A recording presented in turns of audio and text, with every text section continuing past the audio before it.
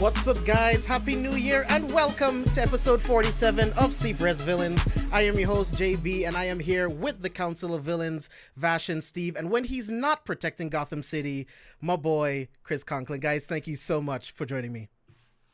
Thanks for having me. You know, I feel, particularly honored to be on 4 episodes in a row. That's, yes, I think, a new precedent for me and the Villains show. But 2, to come back for this episode in particular, because a year ago, when you guys recorded your most anticipated comic book movies and shows of 2021, you guys had me on as a guest on that show as well. So thank you guys so much for having me back. I appreciate it. Yeah, man, it's always an honor to have you. And the Batman joke, that's an inside joke that we have, because we have been trying so desperately to steal Chris for Villains, but he has other obligations to his own podcast, of course, that has to take precedent. So he mentioned that, like Batman, you know, he just kind of comes in and joins the Justice League when needed. So call me when you need me. It's a slow night in Gotham. I'm here. How is that possible? A slow night in Gotham? Right? It happens like every, 20, 30 years. Yeah, boss. Well, it has been happening for 4 weeks in a row. So I feel like, it's kind of a miracle. Like, I feel like you've been doing your job. Like, you actually been putting criminals. You've been putting your money to good use for the new year. And honestly, guys, it's great to be here for the first episode for the new year. And like last night I said, I'm excited to start the new year with Villains and everything else, and to see what we bring to the channel. It's just great to have Chris because he just has so many hot toys behind him. Yeah, we got the Hulkbuster for the first episode for Villains this year. So sick. Yeah, that Hulkbuster. I actually want to, like, if I ever meet Chris in person in the future, if he happens to miss that Hulkbuster in his house for some apparent reason, it's heavy, bro. I'd like to see you try to take it. I don't know how. I'm gonna just walk up and be like, "Hey, can I just borrow a random bag for a reason?" I'm like, "Why?" Like, just cause. And like, why does that bag look very familiar? I'm like, yeah, don't ask questions, Chris. Just don't. Why is that handle ripping as he's carrying it out the door? Yeah, it just has a little man and then a big guy. Man, that Hulkbuster, I'm still jealous. So many things he has, I'm jealous of. Thanks, bro. It looks nice. It really does. Yeah, man. Yeah, so for the very first episode of Villains for the Year, we thought it would be a lot of fun to just talk about our most anticipated movies and TV shows and comic book movies and TV shows of 2022. Now, as far as the shows go, we're only going to be focusing on the shows that are brand new coming out in 2022. We're not going to be focusing on the ongoing comic book series. We will kind of mention them as an honorable mention, but we're only going to be talking about like 15 Marvel and DC movies and TV shows. So it's going to be a really, really fun night. We're going to have a really, really fun time. So I think we should just jump right in and just talk about some of our honorable mentions that we aren't going to be talking about in the top 15. So Chris, I want to start with you. If you had any honorable mentions that you wanted to talk about. So my honorable mention, I scoured the internet before this episode to try and find an official statement in terms of release date. So my honorable mention is tentative because I don't know if it's actually coming out in 2022. There are a lot of sources that say that it will be coming out in 2022. But my honorable mention is Batman Caped Crusader, which is a new Batman cartoon being showrun by Bruce Timm, coming to HBO Max. It's going to be 10 episodes total. And about an hour ago, maybe an hour and a half ago, the Hollywood Reporter just released an article saying that Ed Brubaker was going to be the head writer on the show. So honestly, everything about this show is shaping up to be super cool, especially if you're a Batman the Animated Series fan, because Batman Cape Crusader is going to be pulling a lot. They want to get back to like what Batman the Animated Series was. And that's not to say that this is like a sequel to Batman the Animated Series or anything like that. But I would say that they're trying to like recapture the spirit of that show. So this is my honorable mention. I'm super hyped for this show. But again, it's either coming out in 2022 or possibly 2023. So I kind of cheated a little bit. Okay. Steve, what about you? Okay, so I'm hoping that I'm right about this. The new Kingsman movie. Didn't it get pushed back to this February or whatever? The Kingsman? Kingsman. Yeah, that came out. It's out right now. Yeah. Oh, really? Wait. Okay. Well, then It did get pushed like 3 or 4 times over the course of the pandemic. Kingsman, the new one that's supposed to come out, just came out this weekend or something? Came out. The one with Ray Fiennes, right? Yeah. Mm-hmm. Oh, I'm pretty sure that's out. Oh. It came out like right around Christmas. It got pushed so many times, and then it's like at this point, like the marketing just didn't. Nobody's speaking about it. Because I thought it was coming out in February. I thought it got pushed. Oh, well then, I need to update my list. Hold on. Did it drop in December? Or did it drop like? I thought it was December. Okay, yeah. Okay. It does say it came out December. Okay. December 21st. Yeah, it's hard to keep up with the release dates. Like Morbius got pushed 7 times, dude. It's crazy. Mm-hmm. Yep. And it's still getting pushed. Well, then I'll just say The Boys and just be quiet. Even though, and I know we're not doing renewing seasons, but I'll do The Boys. I thought Kingsman wasn't out yet. That's a blunder on my part. But I'll do The Boys season 3. I love The Boys. That's like one of my favorite TV series. So The Boys. It's a good choice. Vash, what about you? For me, I have to give it to honorable mention to Young Justice season 4. Part 2 is coming back in the spring. If you haven't seen part 1, is amazing. The storyline, what they're doing with Vandal Savage is one of the best storyline I've seen for Vandal Savage in any type of iteration. So I'm really loving what they did. No spoilers because I really want people to see what they're doing with his character and what they're doing with the lore of this world. Because I think the writer's code is like Earth 38 or 60 something. So that's one. And another show on HBO Max is the Harley Quinn season 3. I think, or season 4 is it? Oh yeah, that coming out this year. That show's gonna come out this year. Yes. So I can't wait for it. Good. It's coming back because they say it's going to be in the fall, but they pushed back later for they say in the spring or summer of this year. So those are 2 shows I'm very excited for. It's going to be, and no official release date, but they're saying it's going to be coming out this year, but in the fall. It's supposed to be Batgirl. I'm not sure how true is it going to come out with DC liking to push stuff. So if Batgirl actually does come out in the fall of 2022, awesome. If it don't, but I am looking forward for it because it's an interesting series. I mean, it's an interesting movie to actually make on the big screen without its weird Batman Nightwing stuff that not doing. So it's really weird. And other TV show that I'm not sure is Naomi, and plus Spicy's here. So I definitely want to give a shout out to Naomi because I just saw that she just wrote it there. Mm-hmm. Naomi is on the CW and it's I think supposed to be premiering later this month or next month. So I have high hopes for it. Is it 11th? So it's actually next week? Yeah, that's what it says. Oh wow! All right, cool. So hopefully it's good. I'm gonna watch it. I'll probably do some mini reviews on IG for C4S, but other than that, I hope it's good. I don't know what the hell CW is gonna do in the future, knowing what's happening going on with the channel, with the network. I mean, but I'm in high hopes for who's behind it and what they're gonna do because I have no clue what is Naomi and the characters about. So I know that it is from DC Comics. Other than that, that's it. Yeah. I myself, I'm not that familiar with Naomi either, if I'm being honest, but I'm very, very excited for it. I completely forgot that it was coming out on the 11th, but I will definitely be watching it week to week. It just kind of sucks that it's on the CW, so we know there's going to be some CW isms that are going to be really annoying, but we'll see. Hard-hitting teen drama. Yes, unfortunately. But besides Naomi, very excited for the Flash to come back. If I'm being honest, like the Armageddon flashover was really, really good. So and Reverse Flash is now what seems to be the main villain again, and I'm all about Tom Cavanaugh. He's my favorite actor, favorite character on the show. Like I love Thawne. Thawne's my favorite DC villain, so it's like I'm very excited for the Flash to come back, and I need to finish season 1, but I am also very excited for Superman and Lois. Before the show came out, I was pissed that they were even making it and they canceled Green Arrow and the Canaries, because I was really looking forward to that show getting picked up, and it didn't work out. But it's been really good. The first couple of episodes that I saw, I'm like, this is actually a really good show.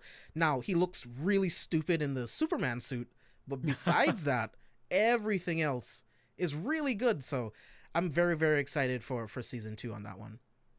I am also on that with James. I cannot wait to see what they bring with the story, because for those that have seen season 1, I know Rob, I don't know if it's here on the stream, but Rob also has seen it. Superman Lois is very entertaining, and I can't wait to see what they bring with season 2, because they're doing their own twist. I'm not sure if they've done that in the comics with season 1 storyline, so I can't wait to see what they do with season 2. Yeah, man. There's a lot of great shit coming out this year, and I can't wait to talk about it. So let's just dive into it. Like, this was one of my favorite topics coming into the new year. I couldn't wait to do this. Like Chris said earlier, we did this last year. It was so much fun. And for the main portion, we're just going to be focusing on 15 main comic book movies and TV shows. So we're going to start at 15, and we're going to work our way all the way down to 1, deciding our most anticipated comic book property of 2022. So it's going to be a lot of fun. So let's just dive in. At number 15, Steve, I want to start with you, and I want to know what's at your number 15. All right, so let's just go ahead and get this out the way. My number 15 movie is Aquaman. I am not excited for Aquaman. You're not? No, not really. Jason Momoa, cool. And then after that, I'm not excited on what they're going to do with it. DC really doesn't have very great direction on what they're doing with their properties. So I'm kind of like, and then on top of that, last time I was super excited about a part 2 was Wonder Woman 84. So I'm not getting my hopes up for Aquaman. I'm just not going to do it. I'm not going to do it to myself. I'm not going to punish myself. Putting that right at 15 just to start it off. I enjoyed Yaya's Black Manta. I didn't really care for Ocean Man's character development in the first movie. I just was like, it just didn't hit for me the way that it does in the comics. So Aquaman is my number 15 movie. You know, Steve, 15. I've heard that in between Aquaman and Aquaman and the Lost Kingdom, Mera has died. And during the movie, Aquaman makes a wish to bring Mera back to life, but she's like put into the body of a stranger. And then they have this really uncomfortable relationship between the two of them. Don't do that. At first, I was hooked for a second. You did there, Chris. I was hooked for a second. I was like, oh, they're really going to do that? And then I started thinking that. I was like, me too. I'm like, oh, Chris is throwing jabs to 84, but then I also thinking fun of the Mera part. That's what he did there. Chris, nice one. I have no idea how hype I was for Wonder Woman 84. I made a whole 30-minute rant on my podcast and everything. And then the next week they were like, dogged me for almost. Steve, I feel you in that, because me and James were excited to talk about it. And I was so excited. James was like, man, I'm good. I just lost interest. I was like, oh, okay.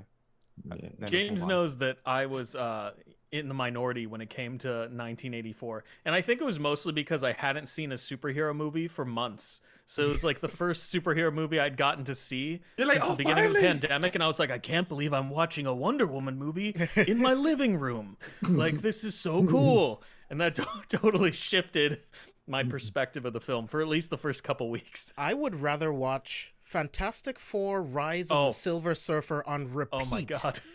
For the rest of my life before I watch Wonder Woman 1984 I highly disagree with you on that. Again. No, as much as I love Chris Evans as Human Torch, no, nah. But would you watch Fan Four Stick? No. On repeat for the rest of your life. I'd rather watch Definitely the not. original Fantastic Four, the first one, than rather watch 84. But Silver Surfer, damn, that's a hard one. I don't know. Dude, that movie's a disgrace. It is a disgrace. There's something about the 80s that's just, I don't care. There was no reason to even make it the 80s. Oh, whatever. You want to hear me rant about Wonder Woman 1984? I have a part 1 and a part 2 review right here on the channel. Check that out. Brutal. It's pretty brutal. Just by So, himself, it's Vash, I want to kick it to you. What's your number 15? So I'm not sure if it's considered 15, but it is just because there's not much information about it, but it's considered a film. It's the Guardian of the Galaxy Holiday Special. Oh, come on. What's Well, up? Bah humbug. Oh, trust me, Chris. You don't want to. You don't want to know my actual 15 because you will probably be mad at my 15. But Holiday Special is just because I'm excited for it. But at the lower rank, it's because James Gunn says it's part of the canon story of the MCU, but at the same time, it's just more like a Star Wars Holiday Special. But those are just goofy and fun, and James Gunn likes to put his Guardians into the goofy style. So I'm not really looking forward for it. I will still watch it because I'm detained by Drax and Peter Quill and everyone else in the team. But it's just more like, what is the MCU gonna do a twist on their Star Wars Holiday Special style into the Guardians? So I'm really curious to see what they're gonna do.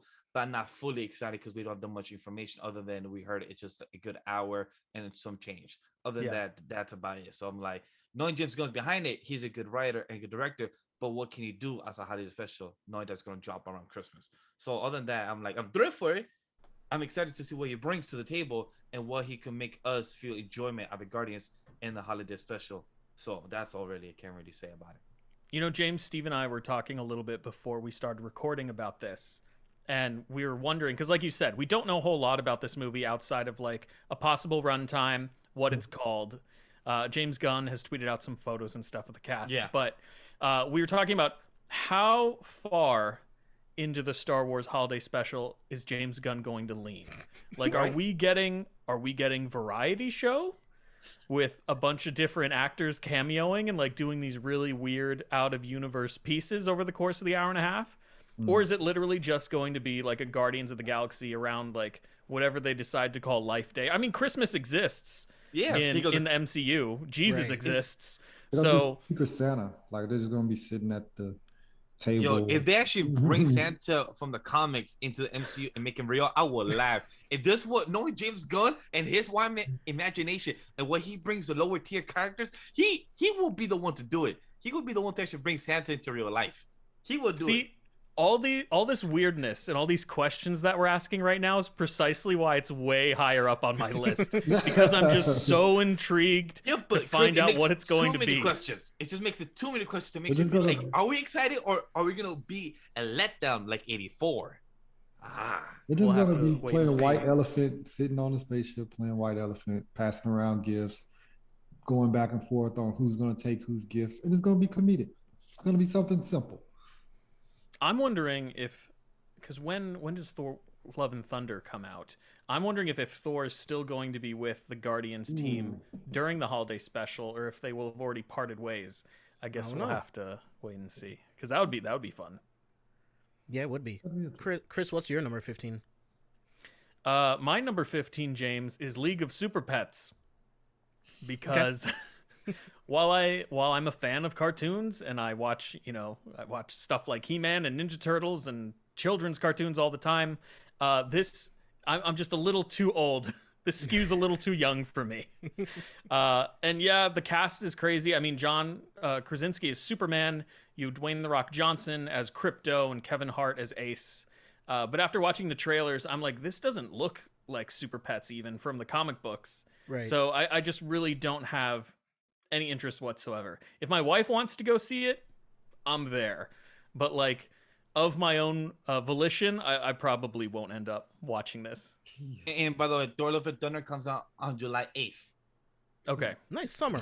Sweet. So it'll come out probably before the holiday special. Cartoons. Gosh, guys. Where's your spirit? Heartless. My number 15 is going to be the Guardians of the Galaxy holiday special. I'm a Grinch. I don't care about celebrating Christmas. I don't care about the holiday cheer and reindeer and all that bullshit. I don't care about it at all. So I'll probably just skip it. Unless I hear that it's really fun, I might just skip it. I have zero interest whatsoever. I don't care about the Guardians having Christmas together. I don't care.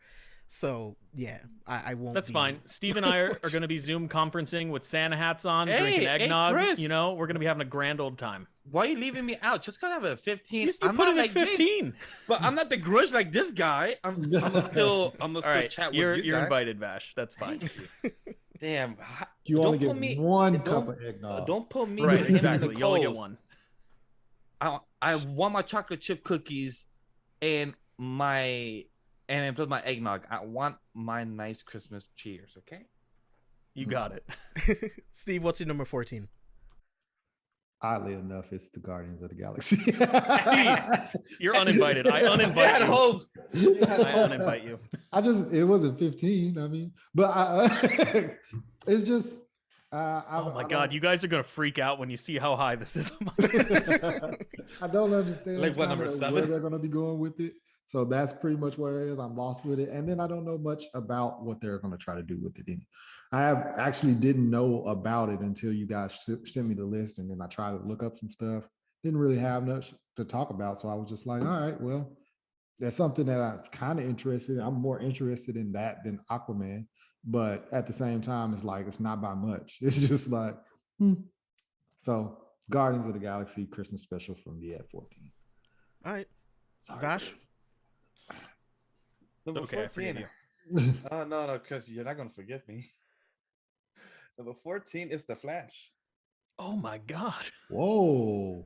Dude, Vash, do we have the reverse lists? Do you have Whoa. Flash at 14? Oh, this is good. This is Yeesh. good. It's Tell us why.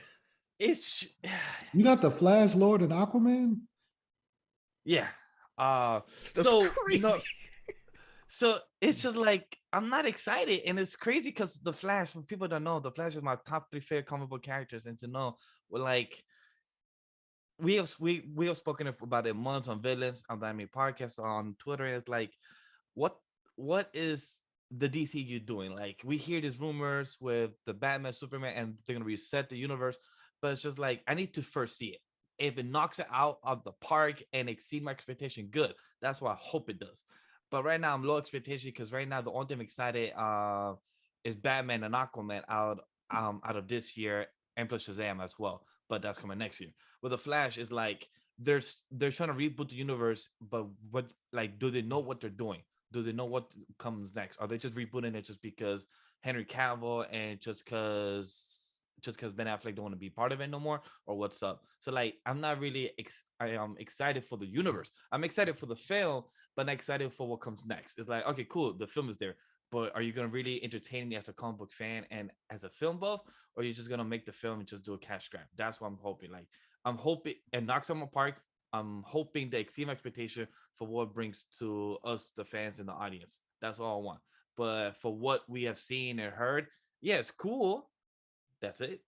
You're hesitant. You're hesitant to see what it ends up doing. I get it. I totally Yeah. understand. So like, Poor Henry Cavill, we know that he still wants to play Superman. he wants to, desperately. and like, I would love to see him to do stuff because the way he speaks as a comic book nerd and as a nerd overall, from tech to The Witcher to stuff to D&D, like him as a fan, it's like I spoke about last night on the podcast. Like, he just wants to be Superman again, but Yeah. for things behind the scenes he can't say or could say, whatever it is, we cannot see him on screen, and I love to see him. I mean, what it is, it's WB. They have other plans, Yeah, right? of They're doing course. 2 Black Supermen, and then J.J. Abrams is going to have his own Justice Exactly, League like- Dark Universe that Right. may or may not have their own version of Superman. So it's like, when do we get back to Henry Cavill? Like, when do we actually get back to Exactly. this universe? So like, Never. how can you It's make me over excited for me. as a fan to see what content you could bring, but when you don't even know what you're doing with your universe? If you actually have a plan out with this reboot, then cool, I'll be excited for it. But than that, I'm excited to see the Flash as a fan, but I can't say I'm excited to see the film. That's DC fair. properties in general. Yeah. But that's the same reason why I had Aquaman at 15, kind of. Damn. Was the future. All right, Chris, what about you? My 14 is Black Adam. Oh, wow, What? this is different. Wow, yo, this. Oh, shit. Wow. What? Oh, wow. So the reason Black Adam is 14 for me, and why I'm not like super hyped for it, there are elements that I'm excited to see brought to film. You know, like Justice League of America or Justice Society of America. That's going to be really cool. Pierce Brosnan as Dr. Fate. Dope. I'm in, you know? But like they've been trying to make this movie for so many years that I don't care anymore. And it's like it's kind of the same as The Flash. You know, The Flash was originally supposed to come out in 2019, I believe. Yeah. And just some of these properties they've dragged on and on and on and on. It's like the hype is gone, man. Like Dwayne The Rock Johnson's been talking about being Black Adam for so many years. Oh yeah. And like if it's good, awesome, I'll be there. But like I have no more hype at all for this particular movie. I'm so sorry. Damn. I mean that's fair, man. Because I mean, he's been cast as Black Adam for at least a decade, right? Yeah. And now it's finally happening. Well, and I mean, right. It's still WB. Like, you still don't know what they're gonna do. Like, just because Dwayne Johnson's attached doesn't mean that it's gonna be good. It doesn't mean that they'll respect the lore or any of that shit. So I get it completely. I mean, he's perfect casting for this character. I will say that. Oh yeah. But again, like all excitement for this particular film has just completely been drained from me over the last decade. Damn. So we'll see what happens. Yeah, that's true, man. Can't be mad at all. Number 14 for me, League of Super Pets. I'll keep it short. The only reason why I put it over the holiday special is because I love dogs. And it doesn't take place at Christmas, as far as it doesn't take place at Christmas. Oh, thank God. So that, I mean, I have, other than that, I have zero hype for this movie. I'll see it, you know, like if it's good, like I'll definitely watch it. I'll watch it on HBO Max. You know, I'm not going to rush out to theaters to see it, but I'll definitely check it out. If people say it's good, I'll give it a shot. Like, I'll never not watch something if people say it's good, just because like musicals, right? Like I will watch a musical if people say it's really, really good.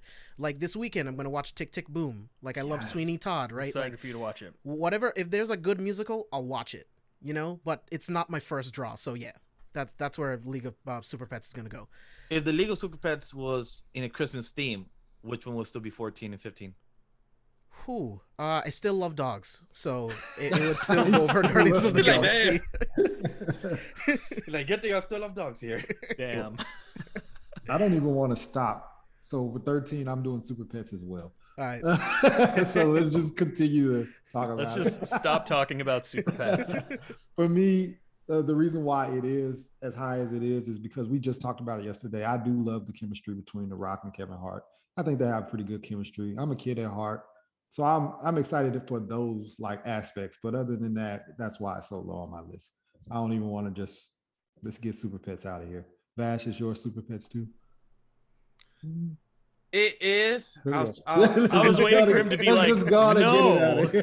Okay, Super Pets is way higher on my list. It is number 3. Well, technically, it was either number 13 or 12. So technically, it was either 13 or 12. So, but I can't wait for me to say 12. But Super Pets, I love dogs. I love animals, and I love The Rock. He has a good voice. If you watch him in Moana and other voiceover content, he does an amazing job. My man knows how to sing good. I would laugh if somehow it becomes a musical with one number, like throughout the film. I would laugh because I was just can't wait to see James respond. Like, what the fuck is this a musical in fucking League of Super Pets? So that would be an amazing experience. And just Kevin Hart, like we spoke about last night, like Steve said, they have a good chemistry. Can't wait to see what other type of cameos and other. The Turtle Flash. Can't wait to see what the hell that goes on there because that's been one of the most funniest things in the comics. Like, how are you the most fastest guy alive, but you're one of the most fucking slowest animal in existence? Like I'm so happy he don't have a snail, but that would have been way worse. But you have a turtle. Like, okay, cool. You know, I guess that makes jokes to the rabbit and the hare. But I like the League of Super Pets. The animation is cute. It reminds me of the Pets cartoons back in like the early 2000s or early 90s. Cute, adorable. Can't wait to see Crypto and his other League of Friends. Chris? My 13 is Aquaman and the Lost Kingdom. Go, Chris. Because I'm not a fan of the original Aquaman film. Oh, you're not? James knows how I feel about that movie. It's probably my second least favorite DCEU film. Wow, okay. But maybe it needs a rewatching. We'll see. But for that reason alone, because I'm not a fan of the original Solo film, I don't really have anything to be excited about for Aquaman and the Lost Kingdom. We don't know a whole lot about this movie. We've seen some photos of his new costumes, which I have to admit look really cool, you know. But yeah, it's pretty low on my list, unfortunately. Yeah, that sucks, man. I love the first Aquaman. I love that movie. I'm gonna rewatch it for you, James. Okay, let me know what you think when you see it. You should, please, for me as well, because I love Will Aquaman. do. That film, I think, is my top 3 out of the DCEU, I think. Yeah, I was telling James that I rewatched top 3. Oh my God. Or 4. It's somewhere around there. Yeah. Yeah, top 3 or top 4 for sure, because it's really good. Dude, like the like score James Wan did is an amazing job. nuts. Like, oh man, I love that movie. And plus the visual effects, like I never expect for water to look that good on screen. I'm like, wait, what? See, and like, Chris doesn't like the VFX. And I'm like, I don't like the Atlantis soldiers. I think they look like video game characters. okay, I would agree to that to an extent. Water looks great. The water looks but amazing. The people. And for the night creatures, well, sorry, not night creatures, the trench. Take it, the trench. They look fucking as ugly as they do in the comics. I'm like, yeah, some ugly fuckers. That's the point of them. So that looks amazing. I'll give it a shot. I was telling James that I rewatched Zack Snyder's Justice League the other night. You did. And toward the end of that movie, when Aquaman's like, I'm gonna go visit my father, I was like, I'm jumping right into Aquaman, and then I remembered like, oh, I hate that movie. Why would I do that? You should. So it's number 5 for me. Like, I have Zack Snyder's Justice League, Man of Steel, Wonder Woman, The Suicide Squad, Aquaman. Okay. All right, I'll give it a rewatch. Yeah, I love Aquaman and the Lost Kingdom still falls at 13th most anticipated for me this year as of right now, though. 15 for me. Number 13 for me, Black Adam, man. Because here's the thing, right? I'm not a Shazam guy. I do like Black Adam. I do like it when Black Adam shows up, but I'm never going to be the guy, oh shit, I gotta go find Black Adam comics right now, right? Mm-hmm. The Shazam world, I don't really care that much about, period. And then the Shazam movie came out. I'm like, yeah, this is fine. Like, I don't care about Billy Batson, really. I don't care about Shazam. I don't care about the Shazam kids. I thought that film was fine. I'll probably never watch it again. And definitely because of the success of Shazam is the reason why they were able to, get the ball rolling even more with Black Adam before all of the big delays, right? So my thing is, it may feel a lot like Shazam. That's one of my concerns. And then it's like, sure, Dwayne's going to be awesome. How well are they going to be able to portray the Justice Society of America, introduce all of those characters, introduce Black Adam, make me feel something for all of these characters against whatever villain they're going against, also resonating with that villain. I just have a lot of questions, and I don't trust WB to do it. So for me personally, and it could be great, I could be wrong, it could be awesome, but I just don't care compared to everything else on this list. Using the same tone as Shazam would be a very strange choice for that character. But because of that tone, it made money, and studios do that shit. It was a fun movie. WB. So it's like, that's why I'm scared. One of my first videos on YouTube was bitching about WB's poor decisions with the DC characters in general. So it's like, I'm just very worried until it happens, but we'll see. They always seem to be learning the wrong lessons from each outing. Yeah. Yes. I feel like they make worse decisions by the year. Yeah, and sometimes it feels like they're on the right path. And then Wonder Woman 1984 happens. And it's like, what are we doing? Like, what are we doing? Like, bro, like, how do you downgrade? Like, you're supposed to upgrade, not downgrade. You're supposed to get better at making content. Yeah, but... Not like a patty. What's going on here? Ma'am. But Steve, what's your number 12? My number 12 is Miss Marvel. Okay. Miss Marvel, I seen a couple like still shots of the costume, and her helmet looks like a rooster helmet. Like I didn't like the helmet. It's homemade, bro. Well, I mean, obviously, maybe she'll get a better one. But I was like, and then I've been playing the Avengers game, and I just don't care about Kamala Khan like that. It's just it's an okay character, but it's like, all right, whatever. And then I'm weirded out on how this stretching is going to hold on camera. I wonder how that's going to. So I was actually going to mention this when I talked about Miss Marvel, but I believe they're not doing the stretching. It's going to be like energy manifestation or something. So they're gonna show it I did not differently know that. I didn't know that. in the show than how they do in the comics. Good, they figured out that there's still no way to make a stretching person look good. Finally, Yeah. someone figured it out. That might change something then. But So we'll see. We'll see how it looks. But my list is already made, so I can't change it. But that stretching, just what I thought stretching on camera, Yeah. just didn't think it's gonna look Just look good. at Mr. Fantastic. Stop. And Elongated even Man. Elongated Man. I've been watching Elongated Man for the last week and a half. It's not looking good. So I'm just and like, Steve, it don't get better. That's the best thing we can tell you. That's what I'm thinking. So Ms. Marvel was at 12 for me. All right. Vash? We're number 12, right? Number 12 for me is Morbius. Okay. Number 12 for me is Morbius.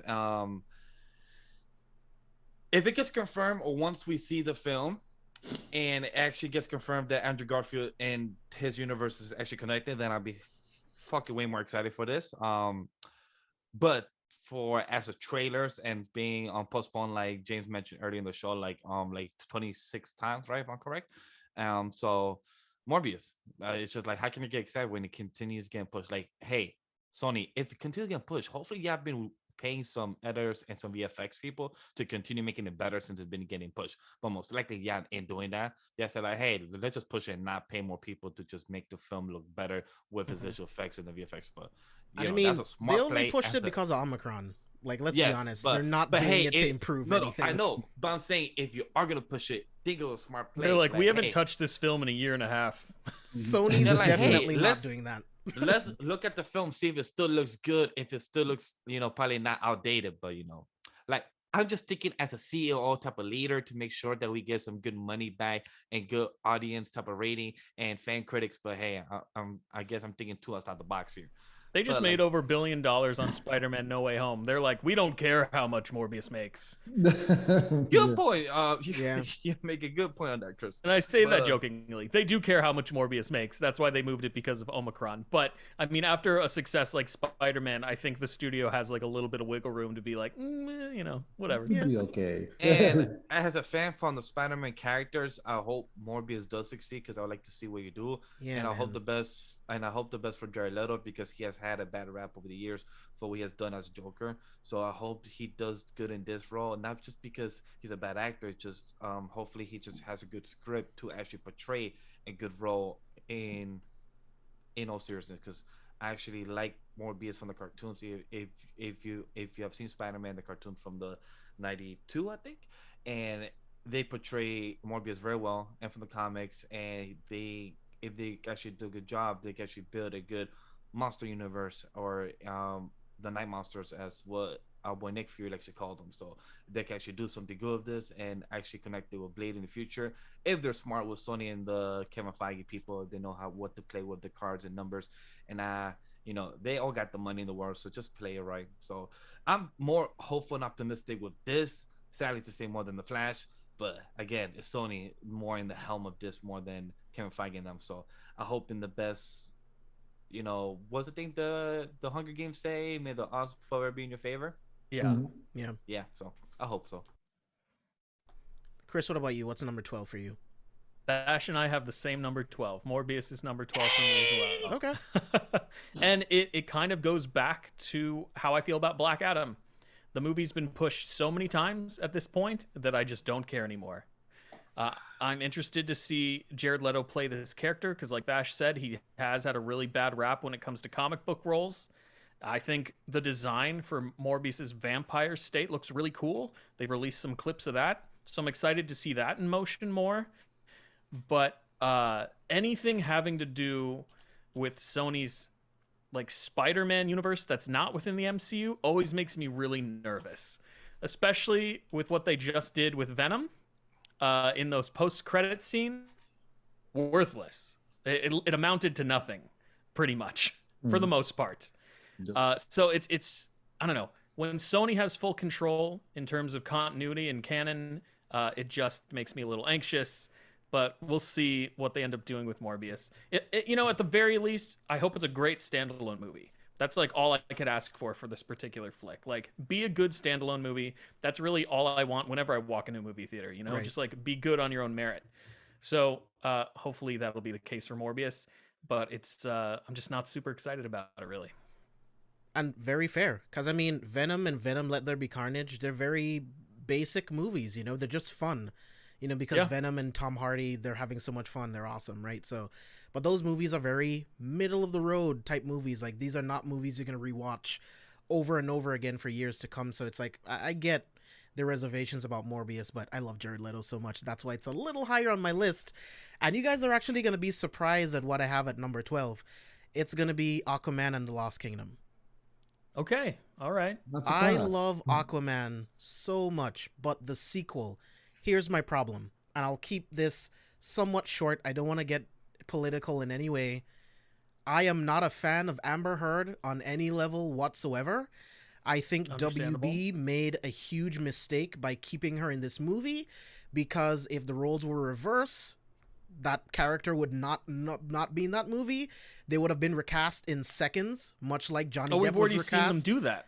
Mm-hmm. Yeah, Johnny Depp was recast in seconds without anyone batting an eye, so I'm not going to go any deeper into that, but I am very upset with WB and their decision with this.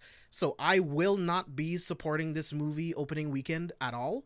I might see it third weekend. I might wait until it comes out on digital or Blu-ray. I will not be supporting this at the box office. I love James Wan. He's one of my favorite directors, period. But I cannot support WB in this decision. Therefore, yeah, that's why it's on number 12 on my list. And the reason why it's not way lower is because I think Jason Momoa is awesome. The world that James Wan has built for Atlantis, I love the characters. Dolph Lundgren is fucking amazing. I love Orm. I love Patrick Wilson. I think all of those characters are amazing. Yaya as Black Manta, I can't wait to see him again, his new suit. There's so much to love, but I will not support this movie because of their decisions, so that's why it's at number 12 for me. Steve, I'm going to kick it to you. What's your number 11? So my number 11 is Black Adam.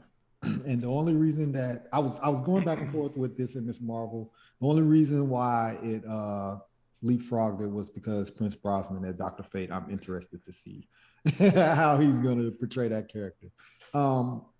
Much like everybody else, I really could care less about Shazam, and I just know that falls into the same universe. I'm liking the fact that The Rock is promoting it, and he's like really really hype about this, and he's like, this is gonna be dope and all this other stuff. So gotta make his money, dude. Yeah, he's doing a good job of actually selling. He acts like he really cares about this character. So I'm actually that's some good positive upside. But for the most part, I really just don't care. It's pretty much most of the things in DC right now in that DCU. I don't know what direction they're going with. So I'm not too hype on anything that they got going. For me, for number 11, right? There's number 11, right? Yeah. For number 11 is Miss Marvel. Miss Marvel. Okay.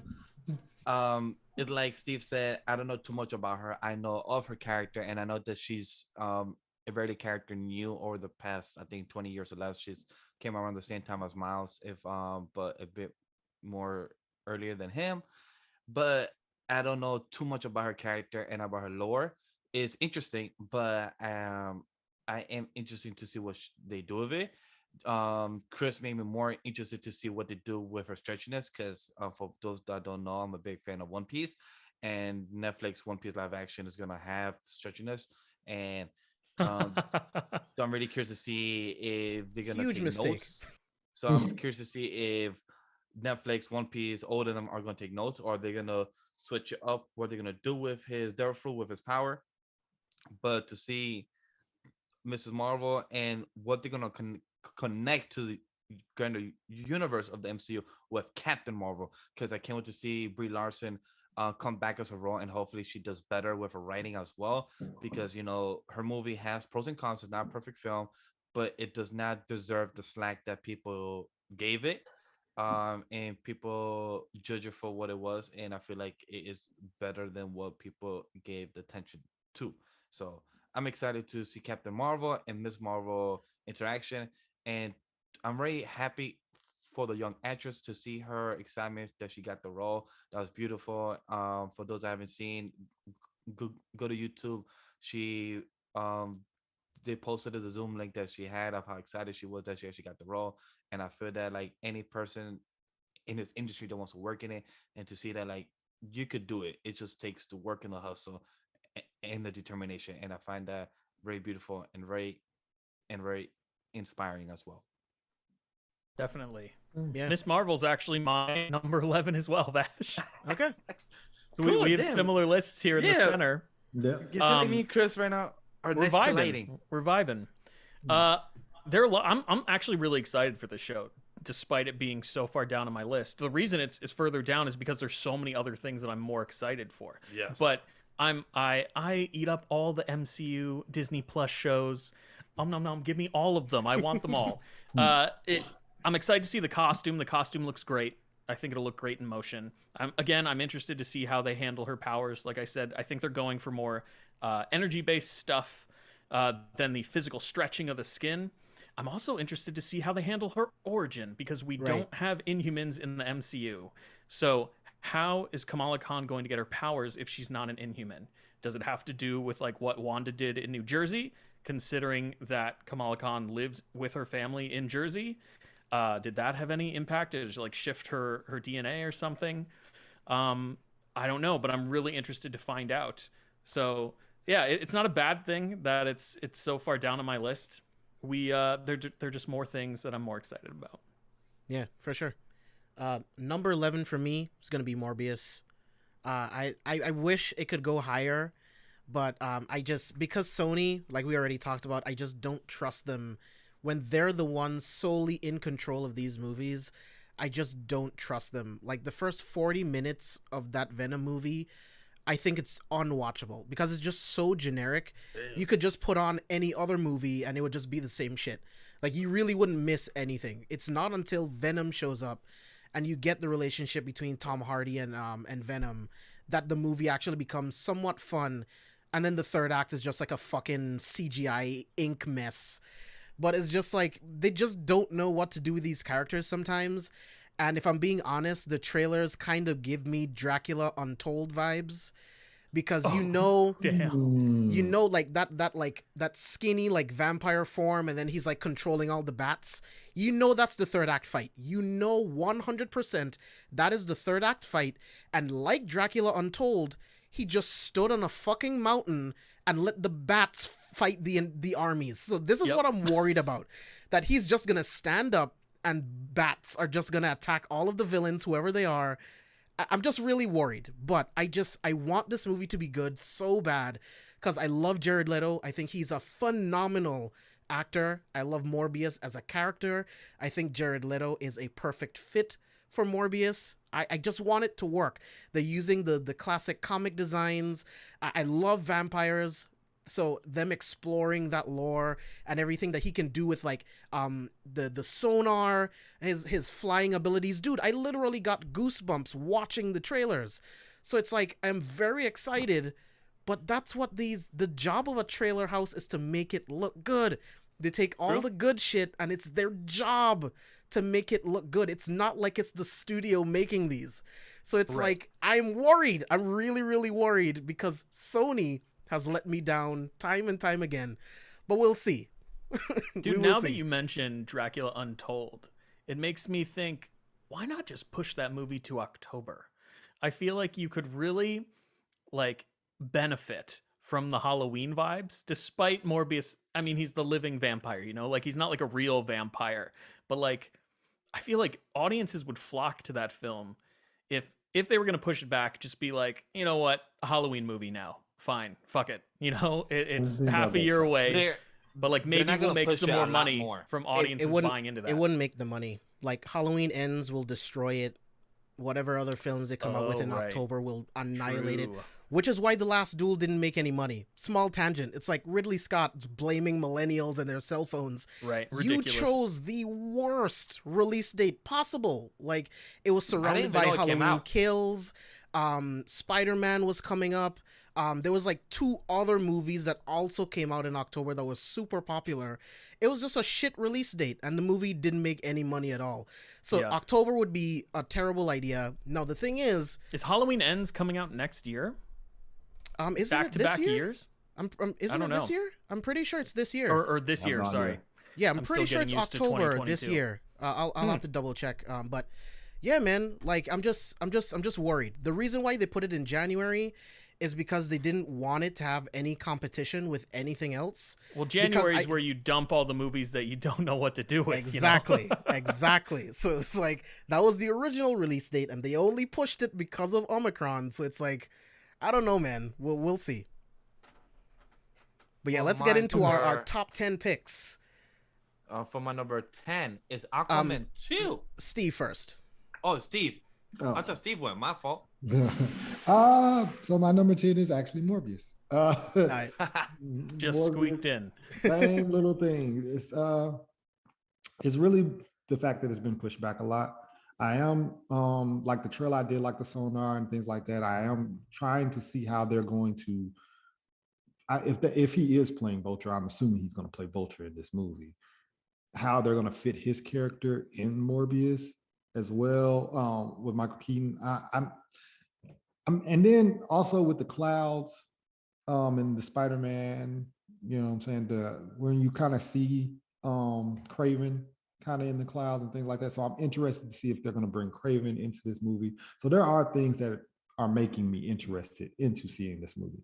The issue is, like everybody said, Sony, we don't know what's going to happen with because Jared Leto, when he starts the method act, apparently he goes overboard with method acting. Like they were talking about him on set as playing the Joker. He's playing pranks on people, things like that. And I'm Sending just like, wondering- didn't he send used condoms to Yeah, co-stars use or something? Condoms, rats. Yeah, I think Rats too, Why, when he was dog? playing the Joker. yeah, so They did it. I'm wondering Margot what he's Robbie. gonna do. So now he's gonna be like walking around with an umbrella during the sun, during the daytime or something. I don't know what he's gonna do.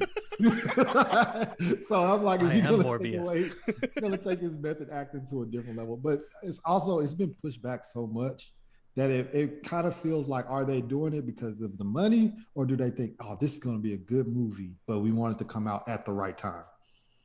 So Money, man. But on that topic of the other characters that are showing up, I forgot to mention, like, it's really cool to think about, like, the different The things Vulture? going on in Morbius. The fact that we have the Oscorp from Andrew Garfield's Spider-Man.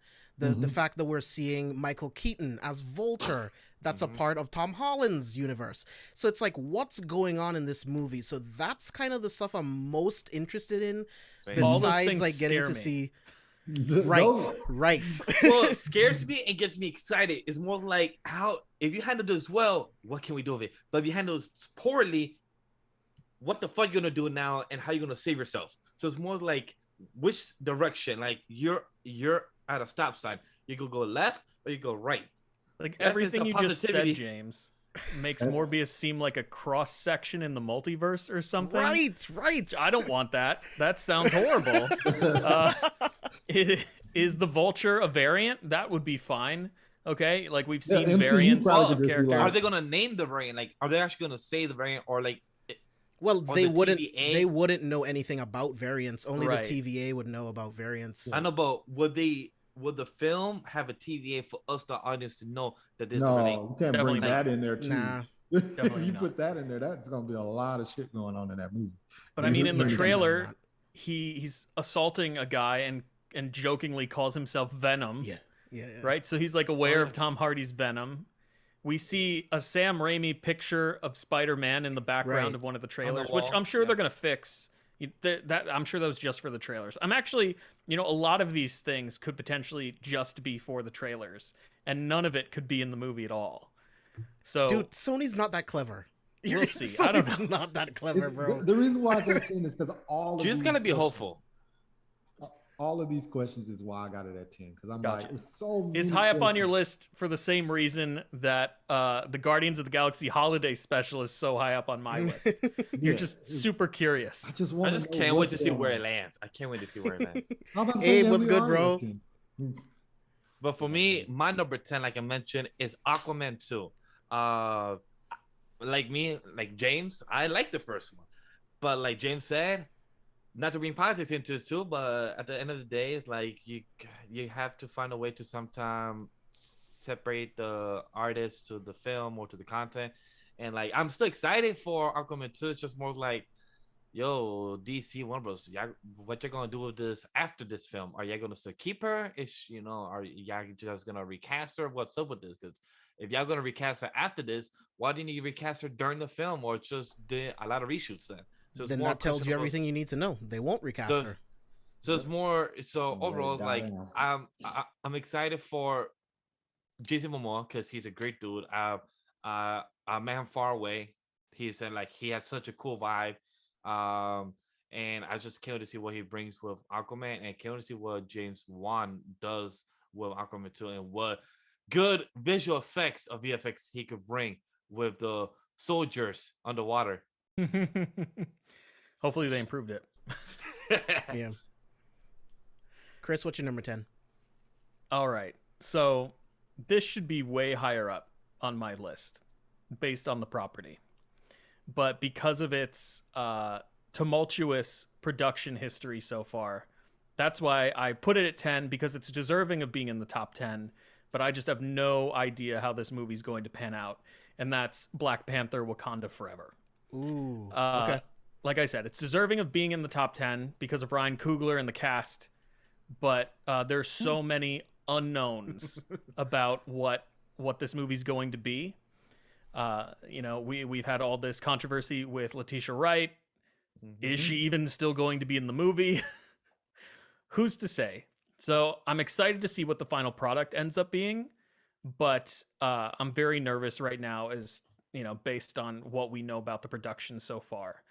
So number 10, Black Panther: Wakanda Forever. And by the way, for anybody asking, November 11th is the release date of this film.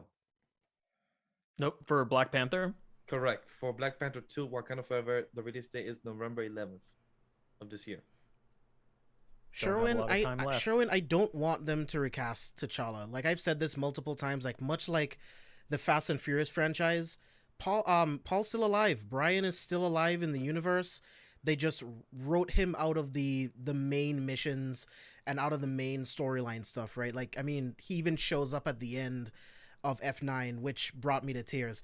But like, I Definitely emotional. Yeah, I don't want them to recast T'Challa. I want Wakanda Forever to take place in a time where he's either dusted, like Steve mentioned, or like he's off mission doing something else, like setting up an institute for kids, like something. He's off doing something. I want him to forever live in the universe. Someone else can have the mantle. It's already set up in the lore that different people can hold the mantle of Black Panther. So someone else can take the herb. Like now you can make the rules different, but I don't want them to kill him. Like I think he should still be alive. I don't want him to be recast. Just let him be. Yeah. I agree with you. That, I mean, from like a personal standpoint, I agree with you. But the main difference between Paul Walker in the Fast franchise and T'Challa in Black Panther is that he's the king of a country. So when you're going to have an absent king for the remainder of the Black Panther franchise. Like, how are you going to handle that? Yeah. So I don't necessarily want them to recast T'Challa, and I know that they said that they will not recast T'Challa, despite, I think Chadwick Boseman's brother even came out recently and said, like, Chadwick would want you to recast T'Challa. Like, why aren't you doing this? Yeah, I don't know, man. We'll see how that movie turns out. Yeah. So my number 10 is going to be Black Panther: Wakanda Forever. Damn. I'm always a step behind. Fame. Like, and I hate that this is so low. One, I'm just more excited for everything else on the list. Two, without Chadwick as T'Challa, I don't know how to feel, if I'm being honest. Like, there's so many other characters that I love. I love Okoye. I love Shuri. I love Nakia. I love M'Baku, the Queen.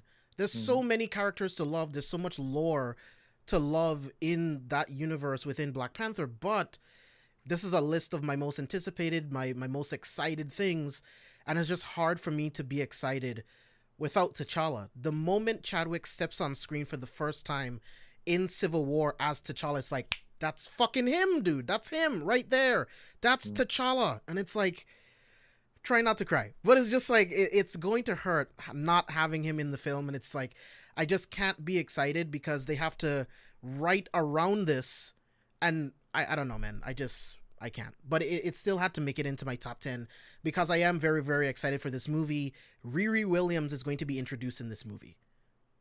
Right? We're going to see what happened to Wakanda during the blip. What happened after, right? How did they help people? Did Wakanda bring people in? You know, did they give refugees like a place to live? Like, what did they do? How did they contribute to those people that came back that didn't have homes and shit? So there's a lot of stuff that I want to know, but as far as excitement, I really miss T'Challa. I don't know what I'm going to do. And all those concepts that you just mentioned are super intriguing. So hopefully they explore them. Yeah. Steve, what's your number 9? I think me and Steve are on the same page. I'm a step behind. I got Wakanda Forever at number 9. Yep. Same reasons. There's just too many what ifs. You just don't know. I don't think they should recast Black Panther T'Challa at all for this movie. Like I've said it a bunch of times. I think that this movie should take place during the blip. They're helping people that are going through things during the blip, things like that. That's what they're helping the world out doing that. And we get just to see how much they help. Then we get like halfway through the movie, Namor comes, attacks while T'Challa's not there. There's literally a comic run where Namor attacks while T'Challa's away. He attacks. They're trying to hold him off. They fight him off. In credits, we get someone even if it's just CGI, a T'Challa in costume. That way you don't have to recast him this movie. And he just goes, what's been going on or something like that. And then, you know what I'm saying? Then the next movie, we actually get to see T'Challa versus Namor.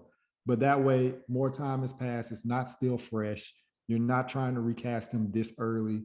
You get another 3-4 year cushion of, before you make a decision on that. And that's what I think you should do with it. I only want to see Steve's version of this movie. Right? The more he talks about it, that's just the movie I want. But chat, let us know. Like, do you guys think they should recast Chadwick? Like, let us know what you guys think. I'm in the same page as Steve. Black Panther Wakanda Forever is my number 9 as well. And it could have been number 9 or number 10, but I'm excited for this. I've met Chadwick.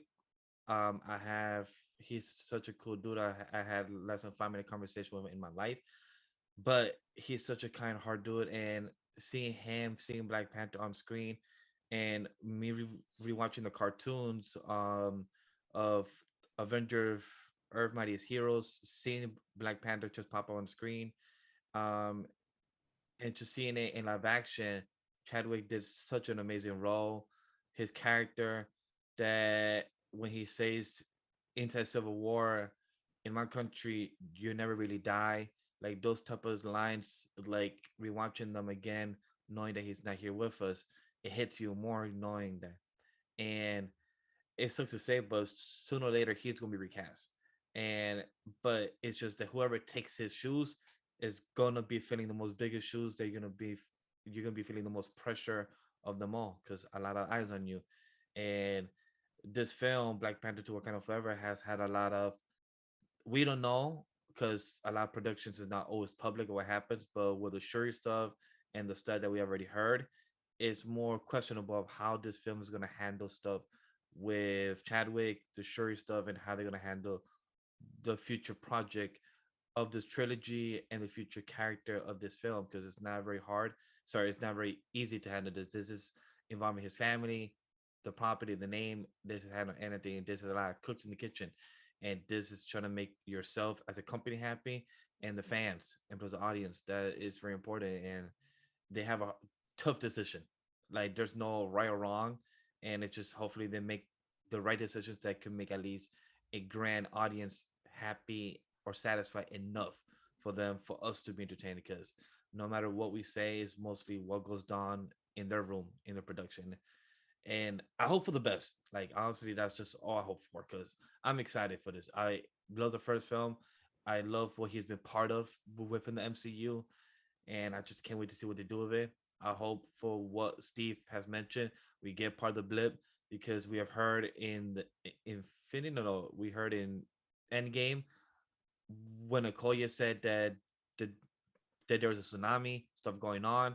I would love to see That's more all of Namor. like that is all Namor, It's and they all have Namor. announced it that they have the whole property back, so they could do something with that.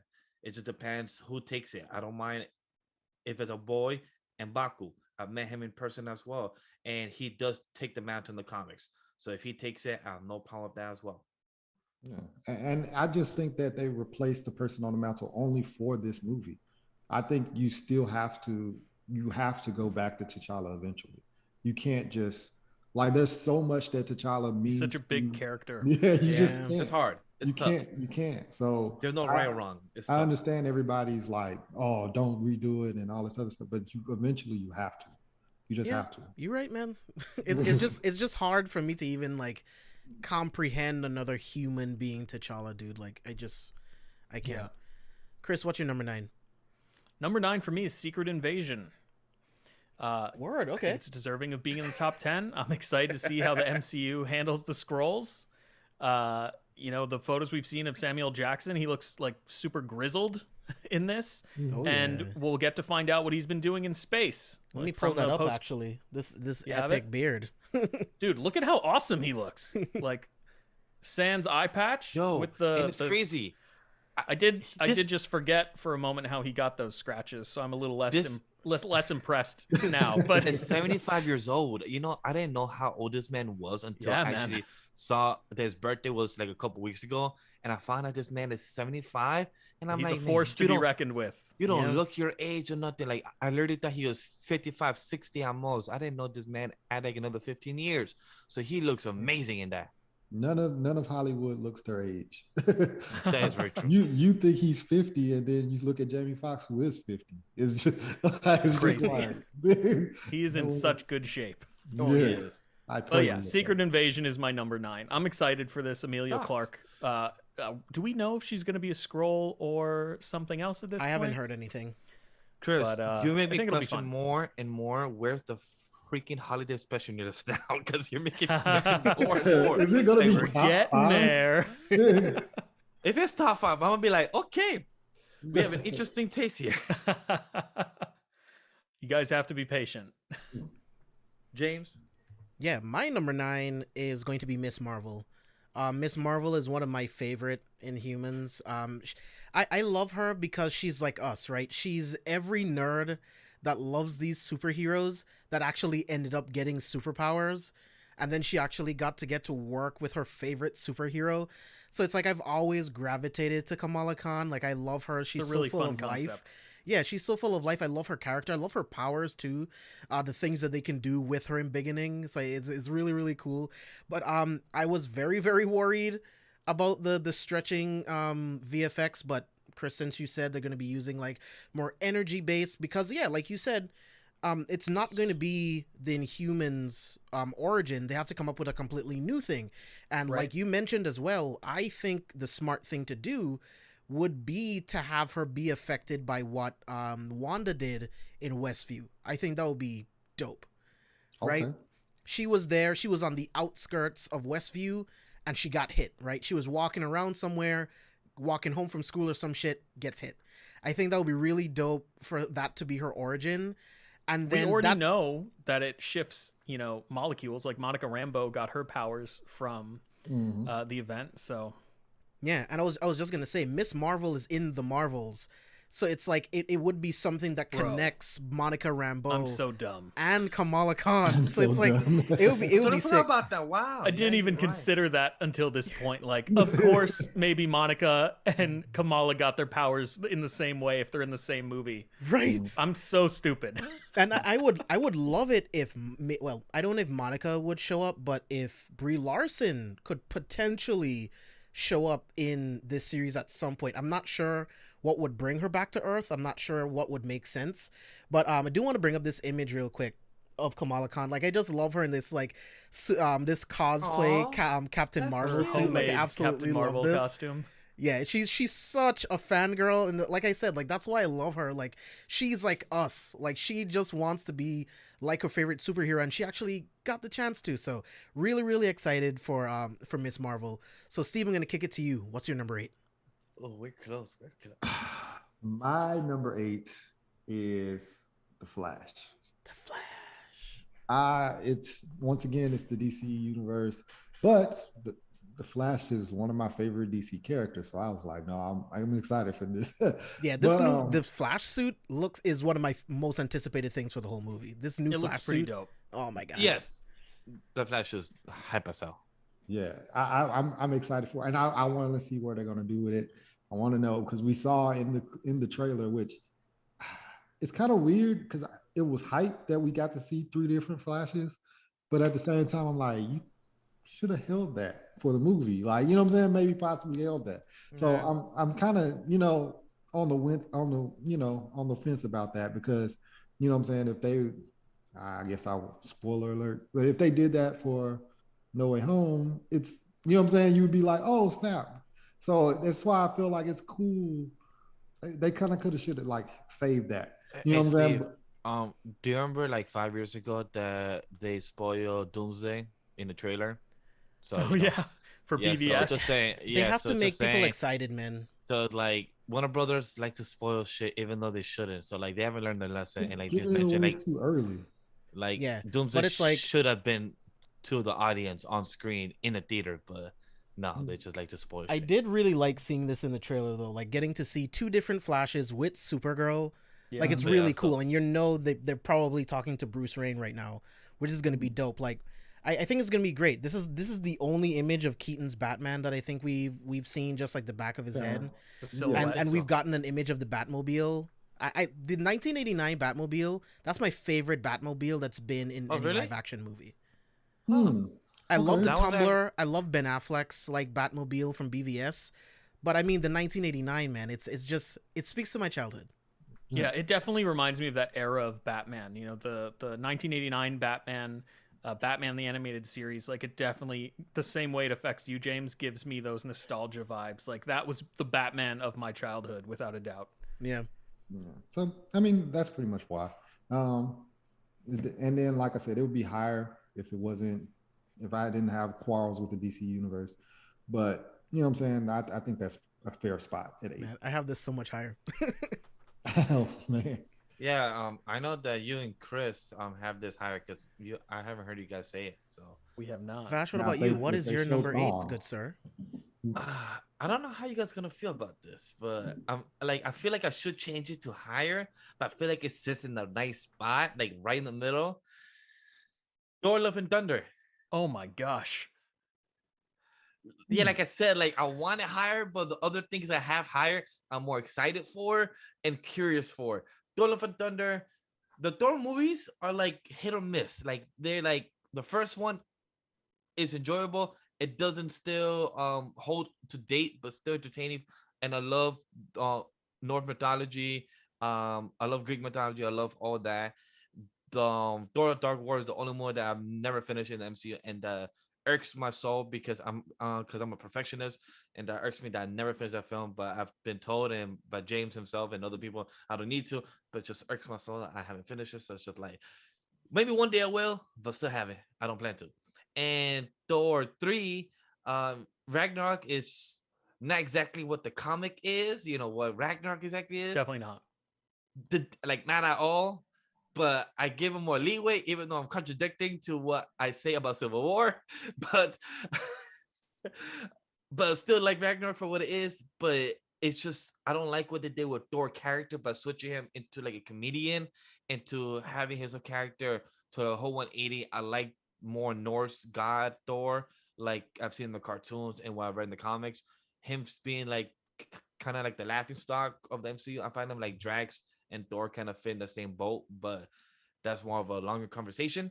What? But yeah. But Thor: Love and Thunder, I am curious to see what they bring because we're finally getting Beta Ray Bill. We're getting other characters that is that confirmed? Sorry, wait. I meant to say Or the God Butcher. Yeah. Thank you. Yeah, that's what I meant to say. Ooh, I Dude, you can't- got me really hyped for a minute. I was like, Right? right? I was me like, too. Ray Bill? Yeah, same here in my head. I'm like, wait, no, he's not. It's the other guy. Chris, thank you for the next correction before I got everyone. You just got me so excited. I know, Chris. My apologies. I'm so sorry. Cause trust me, I got myself excited too. But we got the Butcher. We got, I think, Zeus. I think is gonna be in the film too, is what I keep hearing about. So seeing these characters popping up on screen gets me excited. So, but just to see Thor character can, like, hopefully he stays consistent. If you're gonna keep him in the comedy round, at least keep him entertaining and keep him consistent. But that's all I am. Dude, from what I've seen for this movie so far, I definitely think it's gonna be consistent with Thor Ragnarok. For sure. It looks As I they just hope it's should. entertaining I for what it loved is. Ragnarok. Yeah. I like Ragnarok. They needed that I love. change. I like.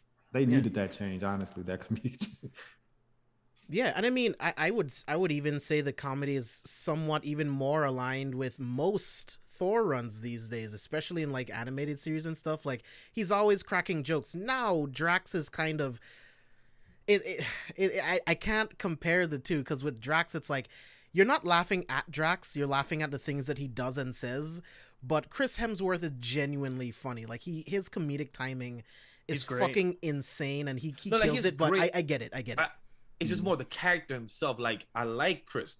Chris Hemsworth is amazing. His like he's such a great actor. He's entertaining in what he does, but just a character from what I grew up with. Like yes, maybe I just got to get used to the concept of the switching the character that I grew up with Norse god mythology and Greek. That they're switching the ideology of him being more comedy. Maybe I just have to get used to that to see him in that change. But overall, I'm still excited to what they bring to the table. That's why Thor: Love and Thunder is at number 8, and I just can't wait to see what to do with Zeus, because like, and they're gonna do another Shakespearean show with fake Loki and Dude, fake, excited. fake That's Thor. one of my favorite sequences. So from I just Dude. can't Ragnarok, wait, man. I just can't wait to see what they do with it, because like I've seen the set photos and I'm like, all right, I just need to see what Matt Damon does here now. Matt Like, Damon it's- as Melissa Loki is the McCarthy best. as Hela. Oh god. Yes. I died when I saw Oh, the set God. photos. I was Oh done my for the God, day. This is crazy. I was love so it funny. because that set where they're gonna do the whole other Shakespearean show is the same spot where they broke Millionaire, and that's where they're gonna rebuild it. So I just can't wait to see how they're gonna do the storyline to get James Foster to become the new Thor. So I can't wait to see how that's happened. Yeah.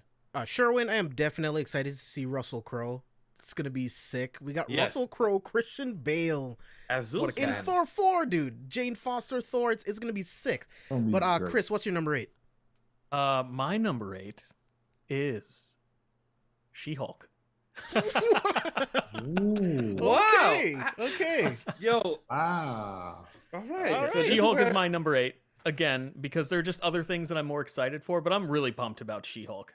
I mean, a comedy law drama, or not a comedy law drama, but a law comedy series with Jessica Walters. We're gonna get Daredevil. Mark Ruffalo's returning as Bruce Banner. Like, what is there not to love about this series? And again, like I said, I love all the MCU television shows so far to varying degrees. So I'm just really happy that the MCU is still finding ways to bend comic book genre to other genres. Yes. And this is just going to be Well said. really interesting and weird, and I'm here for it.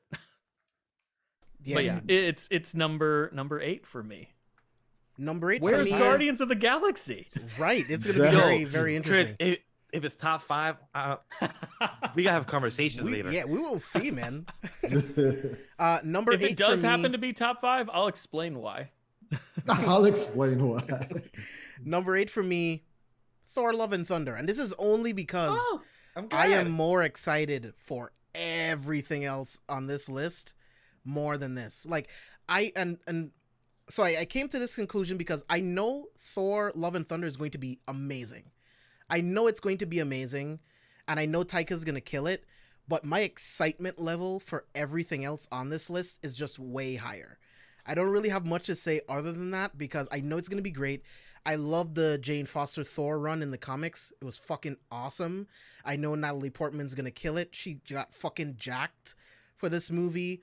Tessa Thompson got jacked for to be Valkyrie. We got Christian Bale in this movie. Russell Crowe. It's going to be absolutely insane. Taika's the guy you want within the MCU making these movies. So I am very excited for Thor Love and Thunder, but I have to say, I am just more excited about everything else that's coming up on this list. Curious about this. So Steve, what's your number 7? My number 7 is Secret Invasion. Hey. The scrolls and everything like that have me excited. But it's really Samuel Jackson. I love Samuel Jackson and everything, and we haven't seen Fury in a long time. So I'm very curious to see what he's up to, what he's been getting into, things like that. So that is really why this is so high on my list. And obviously, the same way with you guys, I'm excited about the other 6 things. More excited about it. So it's not a knock to it. It's in the top 10, but the scrolls and stuff, and especially with Captain Marvel, I didn't really get attached to them because of the movie within itself. So I'm kind of just like on that, but it's really all about Samuel Jackson. That's really what it is. I love Samuel Jackson. So my number 7 is Secret Invasion. Okay. Me and Steve had like I think 3 that. We tied on a couple of them. Me and Steve. I think me and him have more similar than as me and Chris and then me. Yeah, and Jeff. yeah. I see how it is, Vash. Fine. But it's Secret Invasion because I'm like, for those that know, I'm a big fan of comics, and if you know about Sword, has been snippets here and there throughout the MCU, and Nick Fury has taken the leadership of Sword through some time in the comics, or he has given it to one of his right-hand man or right-hand woman in the comics. And in this iteration, seemed like he took the leadership since MCU just kind of gave no more fucks about S.H.I.E.L.D. no more. They say, drop that shit, and they just did Sword instead. I'm like, all right, cool. But Sword makes more intergalactic shit going on. And with Skrulls, Fantastic Four coming up in the future, so can't wait to see what they can do. Some really nice connecting tissues.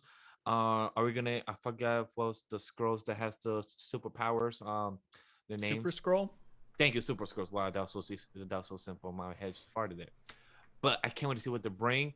And Nick Fury, like to see him more longer than like 5-minute or 10-minute scenes throughout a whole film. Like he's actually gonna lead this show, and that's what makes me excited. And I can't wait to I hope since it's a Disney Plus show, please just let him say fuck at least once every episode, so There's he can no just be. way. I hope. It will not happen. I hope in God's name it happens at least once. Like he's a man that likes to say that, and I just hope that he at least say it once throughout the show, at least one throughout the season, because it will just bring the comedy of how like fuck, like I'm tired of this shape-shifting shit or something like that. I just hope something in those lines. They have been saying shit. The Disney Plus shows have been saying shit a lot. Yeah. All right, so cool. To be honest, but I think that's as far as they're gonna go. All right, so you might get a mother and a beep. All right, cool. Oh yeah. Just like how they bleep out the word fuck in the Spider-Man movies. Like maybe Right. I could see them maybe doing that. Yeah. So Okay. if he does close to that, then I'm fine with, because that's his character as Samuel Jackson, but also as Nick Fury, like his reaction to shit that has gone crazy. But now that he's been doing this for 20-something and plus 30 years, as Nick Fury, I just hope to see more crazy type of reactions. And maybe, hey, I know there's a far-fetched, just bring Coulson back. This would be a nice intertwine with Captain Marvel, which is like this will make sense. Just bring some type of time loop, Variant, Loki shit. Just bring back Coulson. That's it. I would like that. Even a Skrull just impersonating him. Yes, like the whole chemistry. The whole chemistry between Coulson and Nick on screen. Like a comfort scroll. Yes, I'm fine with that. Like, just please. I hope to see that. Or they retcon everything. We find out that the Coulson that died in Avengers was actually and Coulson has been alive the entire fucking time. And that would make blew my sense mind. because Nick Fury has been planning this since he knows about the scrolls and the shape-shifting. He's been knowing about this. Yo, James, what did you Mic just do? drop. Probably not What'd the you do? case. Mic drop. That's it. That would be so awesome. I That's it, would I'm love that, but I mean, who knows? Do it. My God. But yeah, that is my number 7, Secret Invasion. Chris, what about you? What's yours? My number 7 is The Flash. Fair enough. Whoa! You Yeah, it's The have the Flash. holiday special over the Flash, bro? I didn't even catch that. I just was like, oh, got the Flash. That's I was what's up. waiting for somebody else It's to coming. say it because It's I'm like, coming. Don't it all worry. right, makes all me right, more- guys, that's It it. has, for- to be it has to be a number 5 or 6. If it's a number 1, it beats Batman and Spider-Man to Spider-Man. I'm gonna ask questions more. Oh man, I'm This gonna is my like, last yo, time on James, Villains, guys. right? I'm That like, was James, nice. do we have to have him back? Because I don't think his seat as the Batman is open no more. I think he got closed. I think it got By reversed. the time we get to the end of the list, it better be still available. Anyway, my number 7 is The Flash. I'm really excited for this movie. You know, again, we've been saying this over and over and over and over. There are just other things that I'm more excited about. But after Zack Snyder's Justice League, I'm really excited to see Ezra Miller back as The Flash, despite some of his controversies over the last year that WB's been ignoring. I'm excited to see Ben Affleck back as Batman, regardless of how short his screen time is going to be. It'll be interesting to see Michael Keaton back as Batman. I'm curious as to what WB's going to do with the multiverse. You know, we've seen it in No Way Home. How's Warner Brothers going to handle it? So I'm really just excited and curious about the whole experience for this movie, and interested to see where we end up in the DCEU. So yeah, they've only gone through 30 scripts. Nothing big. No big deal. yeah, you know, it was And you know, like, I only think, supposed like- to come out in 2019. And I think like three different directors, if I'm Yeah. correct. Dude, Yeah. Andy Muschietti's directing this movie. He did such a great job with it. Like, what type of horror elements is he going to wouldn't bring know. to The Flash? I'm excited. Very excited. Cool. Fix his run. Hopefully they fix the run too. So Dude, Oh, you don't like his, please. like...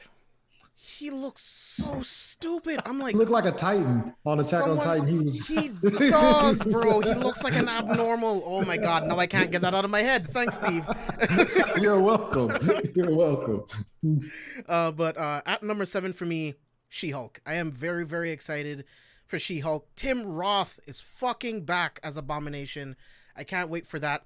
Can't wait to see Jennifer be a stunt woman, lawyer, absolute fucking badass as the Hulk. It's going to be cool. Jennifer was one of my first crushes ever when I was a kid. I was like, oh my god, look at this understandable. gorgeous literal Hulk of a woman. And like I loved her. I can't remember the woman that voiced her in the Incredible Hulk animated series, but I love that character design. I love everything that Jennifer got to do on that show. I love her. She's a part of the Fantastic Four at some point in the comics. Like, I love everything about that character. Mark Ruffalo is going to be in there as Hulk. Now, my question is, what do they do with her turning into Hulk, right? Like, is it the thing? It's like, yeah, you're my cousin. You have some, like, illness. You need a blood transfusion. I'm the only one here. You get it. She turns into She-Hulk. Like, how is that going to go? How are they going to explain it? That's, like, one of my only things, but they got it, right? Like, Kevin Feige, they know what they're doing. I can't wait to see Abomination again. Like, his new design that we got to see in Shang-Chi was great. You know what Looks I mean? great. He's spending his days in the raft, you know, that we can only assume, or maybe in, like, some, like, sky prison, you know? So it's like, I'm really curious to see, like, what he's been up to, what they've been doing with him. Do you guys, no, question for you guys, do you think we will see the leader?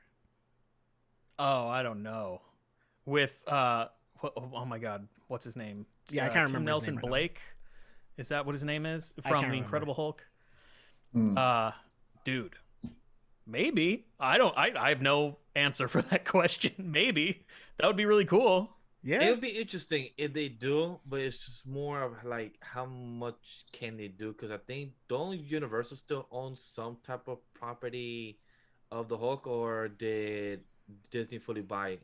I mean, they have the movie rights, the movie distribution rights. Right. I believe the so- deal is solely that Just a Hulk Disney one, cannot right? make a solo Hulk movie. Right. Well, then, So it's like they can do then- what they want with the leader. Like, they can't. All right, you then know. cool. Then if Kevin Feige wants to spin off a different Hulk and Disney Plus show leader, hey, just put the money, 6 episodes.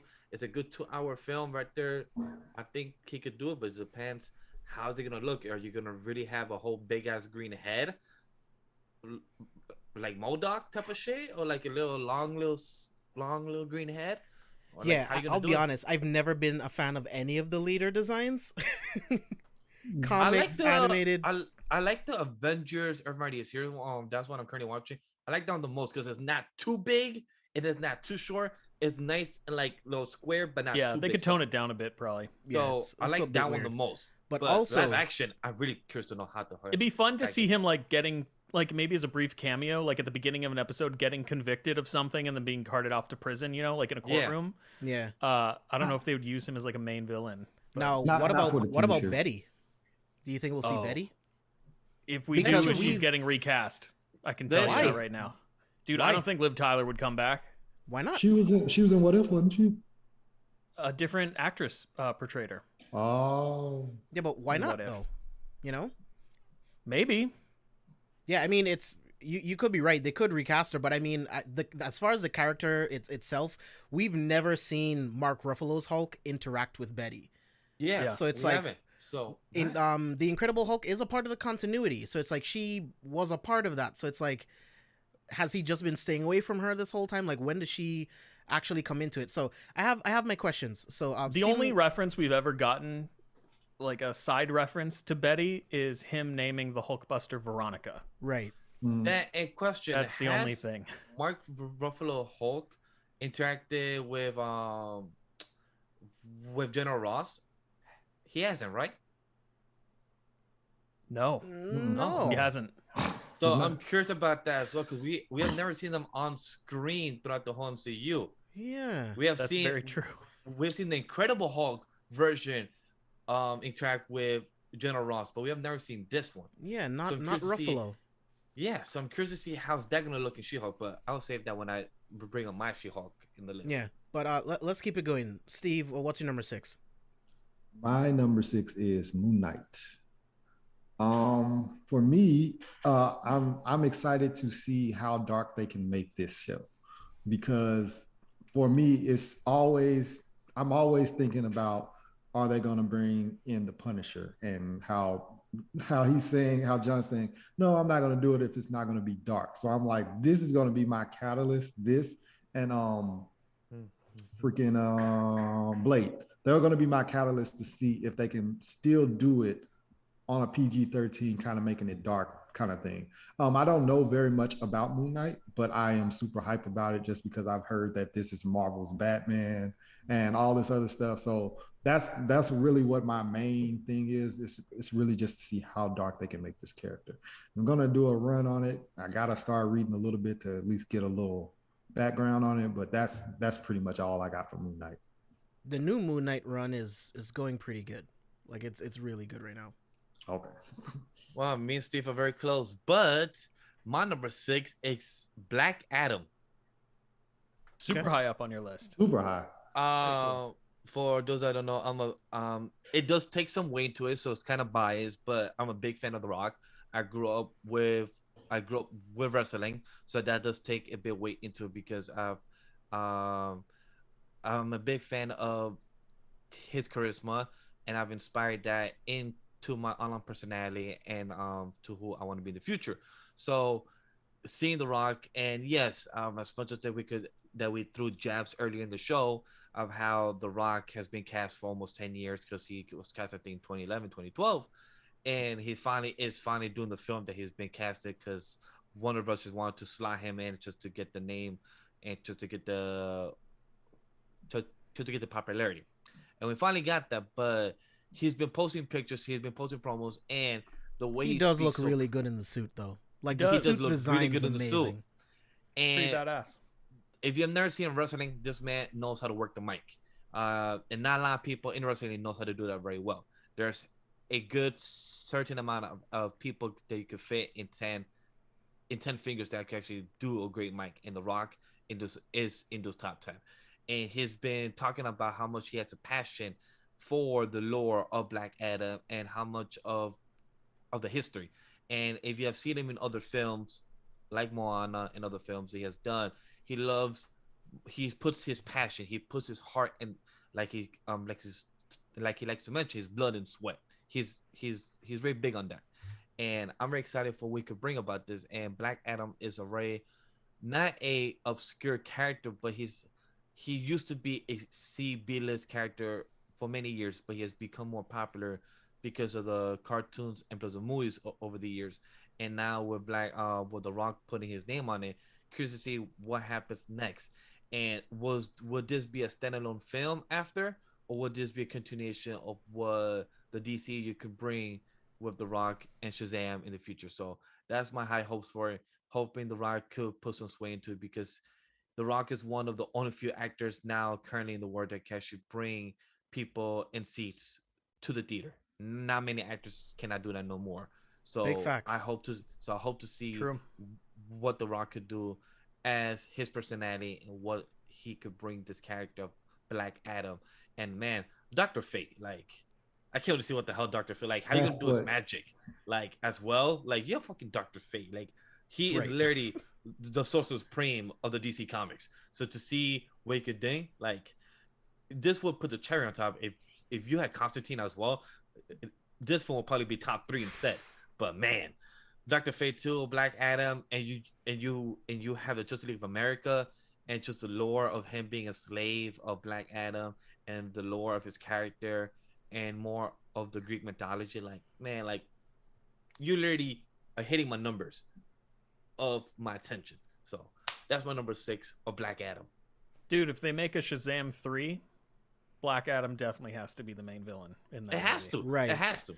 But see, that's the thing though, because I mean, he's supposed to be like an anti-hero, right? Like Right. this is the thing with like Venom. Like if you brought him into the MCU, Tom Hardy's Venom is an anti-hero. He's not a villain. So it's like But trying to pit them against each other would be weird. So same thing with but Black Adam and Shazam. He's not a villain.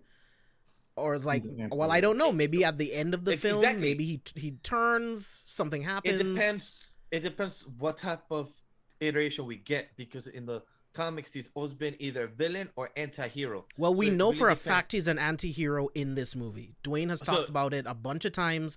He's mentioned that he's said like a lot of heroes don't kill. I do. Like he said it straight up just like that. So he's 100% an anti-hero. It's just so it's like, who knows? Something could happen at the end of the film. Like you're talking about, Vash, like something could happen, something change, he becomes a villain.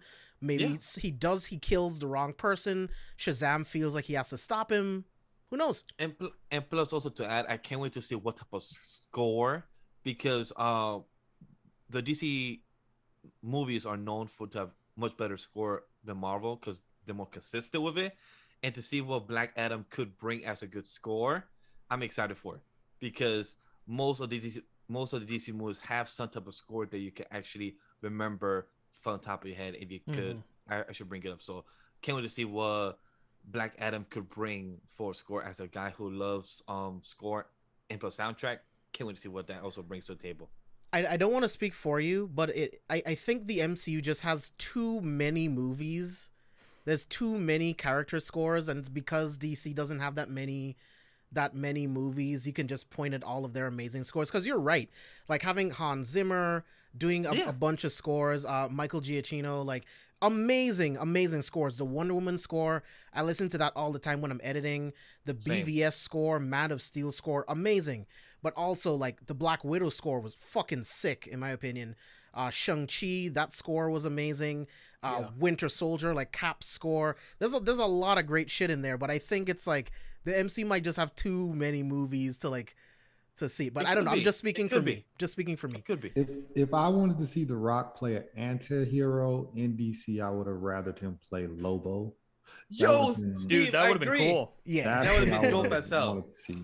But it just But hey- trying to see him with, like, I guess with locks would be weird. But I would have loved to see him portray Lobo if I wanted to see that. But I'm not mad at Black Adam. And plus, for Chris, I can't wait to see what type of hot toy of Black Adam he gonna buy, because that hot toy after The that costume's movie. pretty sick, dude. I don't Ooh, know. yeah, I don't know if dude. I'm gonna like the movie enough. We'll see though. I bet you the hot toy is gonna make you like it enough, because I'm like, damn, that hot toy of the Rock. Dude, Hot Toys Ooh, that suit. didn't even make a Shazam figure. Oh, Really? They released a prototype with images and stuff, and they never released the figure. So No if shit. that's any Wow. indicator, I don't know if we're gonna get a Black Adam figure, but we'll see. But it has the It's Rock. The so Rock, I think, yeah. True, it is The Rock. think they will know they'll make it over. Because I would, if I have the money by then, I will even buy a hot tub of The Rock, a Black Adam. If it looks that good in the suit, I would. That would be pretty cool. Yeah, but Chris, what's your yours? number 6? Steve and I have the same number 6. My number 6 is Moon Knight. All right. Wow. Yo, top It's not five. even It has to be top surprising five. anymore, I guess. Yes, top 5. This is crazy. This is nuts. I'm just so excited to reveal where it actually lands. Now, Oscar Isaac's in the MCU. That's going to be awesome. Moon Knight is an incredibly interesting character with multiple personality disorder. I can't wait to see how they shoot that. I think that's going to be really interesting. We have Ethan Hawke as the villain. What else is? I mean, from what I've heard, this is going to be the most violent MCU show. So I think, Steve, you're going to get your wish, as it should be. But I really like costuming and props and set design and stuff. And from what we've seen for the Moon Knight costume, it looks sick with all the the mummy wrapping motif, considering that he stems from like an Egyptian god. I think that looks so cool in live action. Yeah, this is going to be an awesome show. Yeah. It just doesn't crack my top 5. Fair. My number 6 is going to be Secret Invasion. I absolutely love everything that could possibly come out of Secret Invasion. Getting Nick Fury back, Ben Mendelsohn back as Talos, that's going to be lit. We're going to get more of the Skrulls, because we learned in Captain Marvel that there are different factions of Skrulls. There are extremists. There are ones that are looking for peace and trying to bring everyone back together. And then I just want to say, while you're talking about that's such a cool thing that the MCU has introduced to the Skrull culture instead of just making them all evil. Right. I really love that.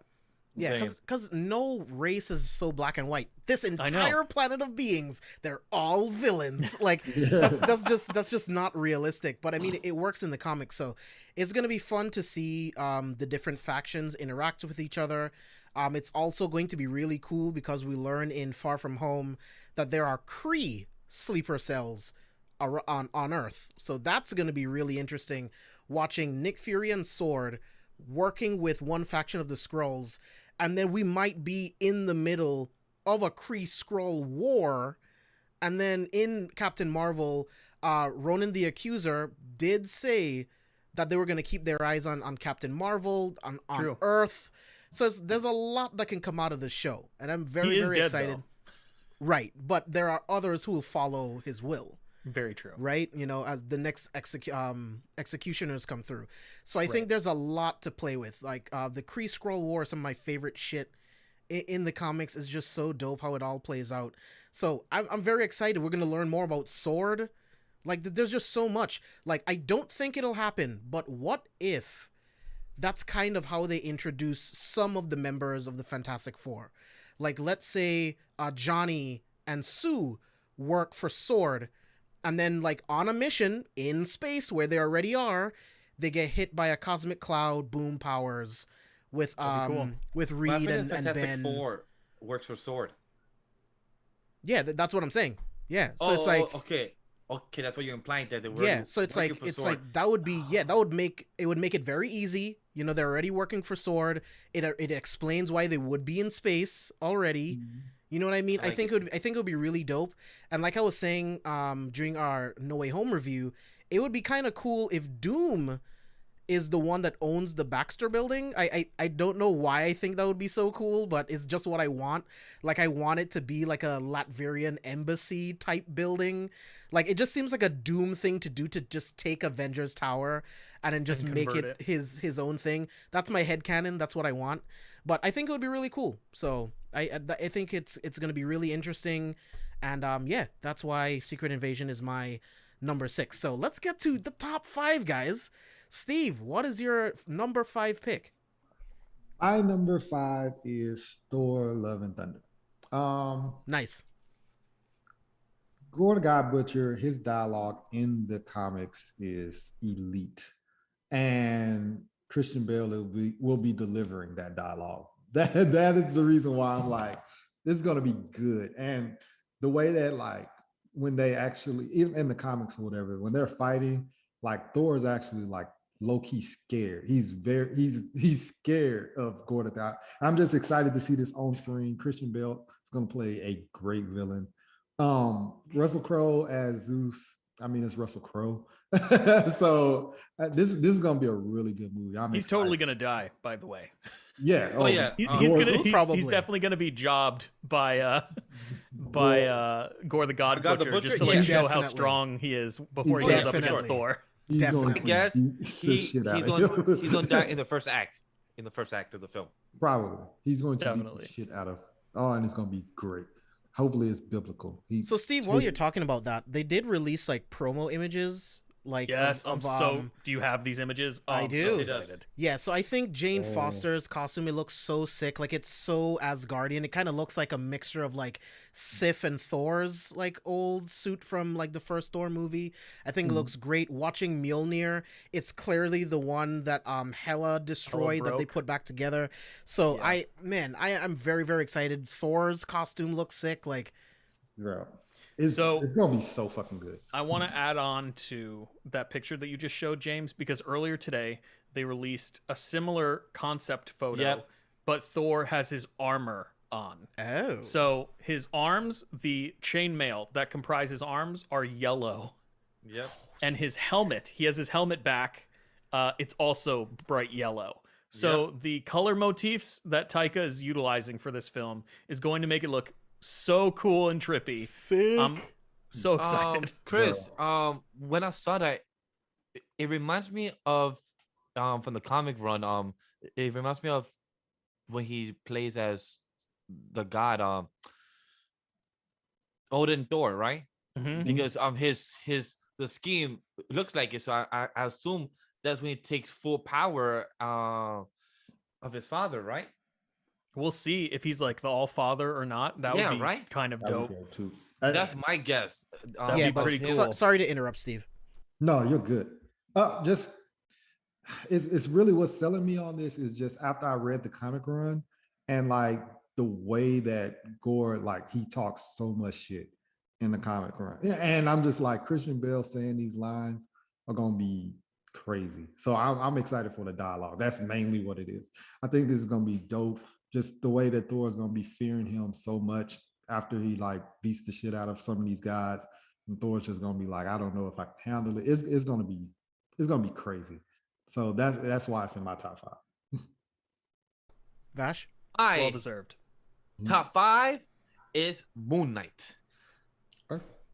And honestly, I'm with Chris. I am excited for Moon Knight to see what it brings to the table, because it's supposed to be the dark series that they have done or plan to do, and it's just this is like them proving to the audience that they are willing to go dark, and Moon Knight's a dark character. But also I'm curious to see like how dark can they go, because they also have the rights to a certain character who's Deadpool. So curious to see how close can they make it dark, so they could give us a bit in the future of like Punisher, like those type of Deadpool type of characters that are bloody, that loves to kill, that loves to do these type of things. And with Moon Knight, I don't know too much about him. I haven't read too many of his runs, but I plan to do some of his runs this year. And I hope Oscar Isaac does his creepy type of monologues like Moon Knight does, talk to the moon and stares to the sky. I'm curious to see what type of camera shots or camera angles they're gonna do for those scenes, because I really hope we get those type of monologue scenes, and whoever's nearby actually watching him talk to the moon or talk to this type of monologue actually gives those type of subtle like, you're weird, my guy. Like I just hope we get those scenes to like the comics.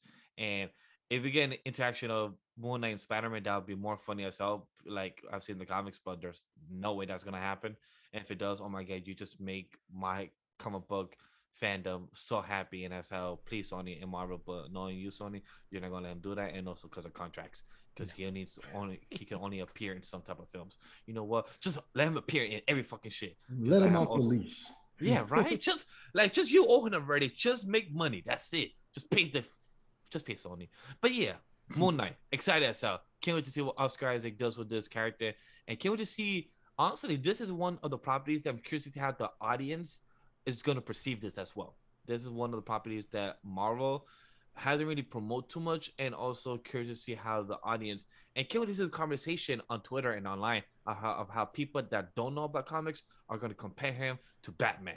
Yeah. Bro, Can't wait to see that happen. with Can't him- wait to see that happen. If this is going to be the most violent show, the casuals are going to think this is the best TV show. No, They're going to be like, this is the best. Steve, DC. people are going to compare this to Daredevil of Netflix. That's what people are going to do first. They're immediately going to be like, this is the best one. It's the best one easily. That's, the casuals are easily, that's what they're going to be saying. I can already tell you. So I just can't wait to see what they bring with Moon Knight, and can't wait to see what the audience actually perceive for this show, because this is going to be the most different and not actually a character that we have not seen in the films. Because we have seen other characters, Ms. Marvel, we have seen Captain Marvel, we have seen Hulk, we have seen all the characters in some type of iteration in the films, but we have never seen Moon Knight. So I can't wait to see how the casual audience actually perceive this character. Yeah, Chris.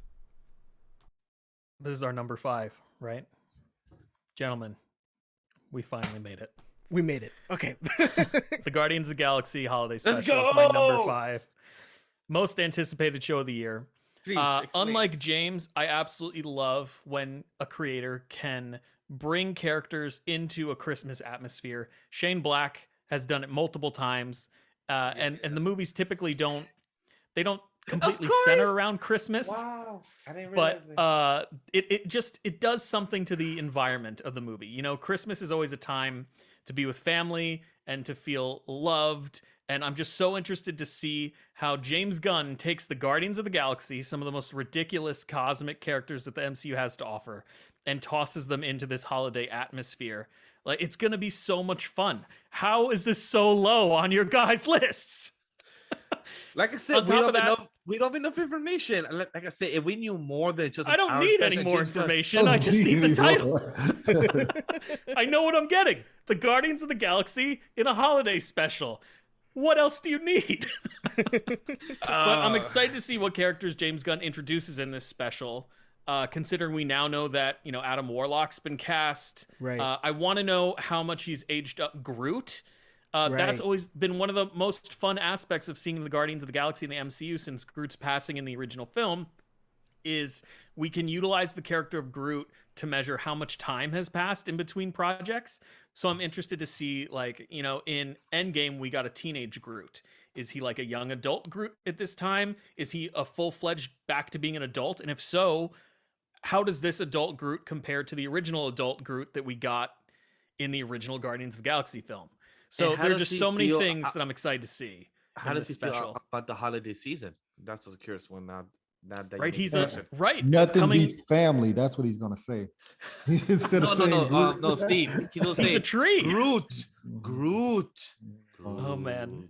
Nothing If there are subtitles for Groot, or if Rocket's translating for him, and he's like, you know what, Groot, you're right. Nothing does beat family. I'm gonna be like, all right, Vin, Yes, get out of here. I need it. Please. Get out of here. Please, God. I'm done with you, Vin Diesel. Please. Thank you. Please, Bradley Cooper. If he could say it like that, yes. James Family. Gunn, make that happen now.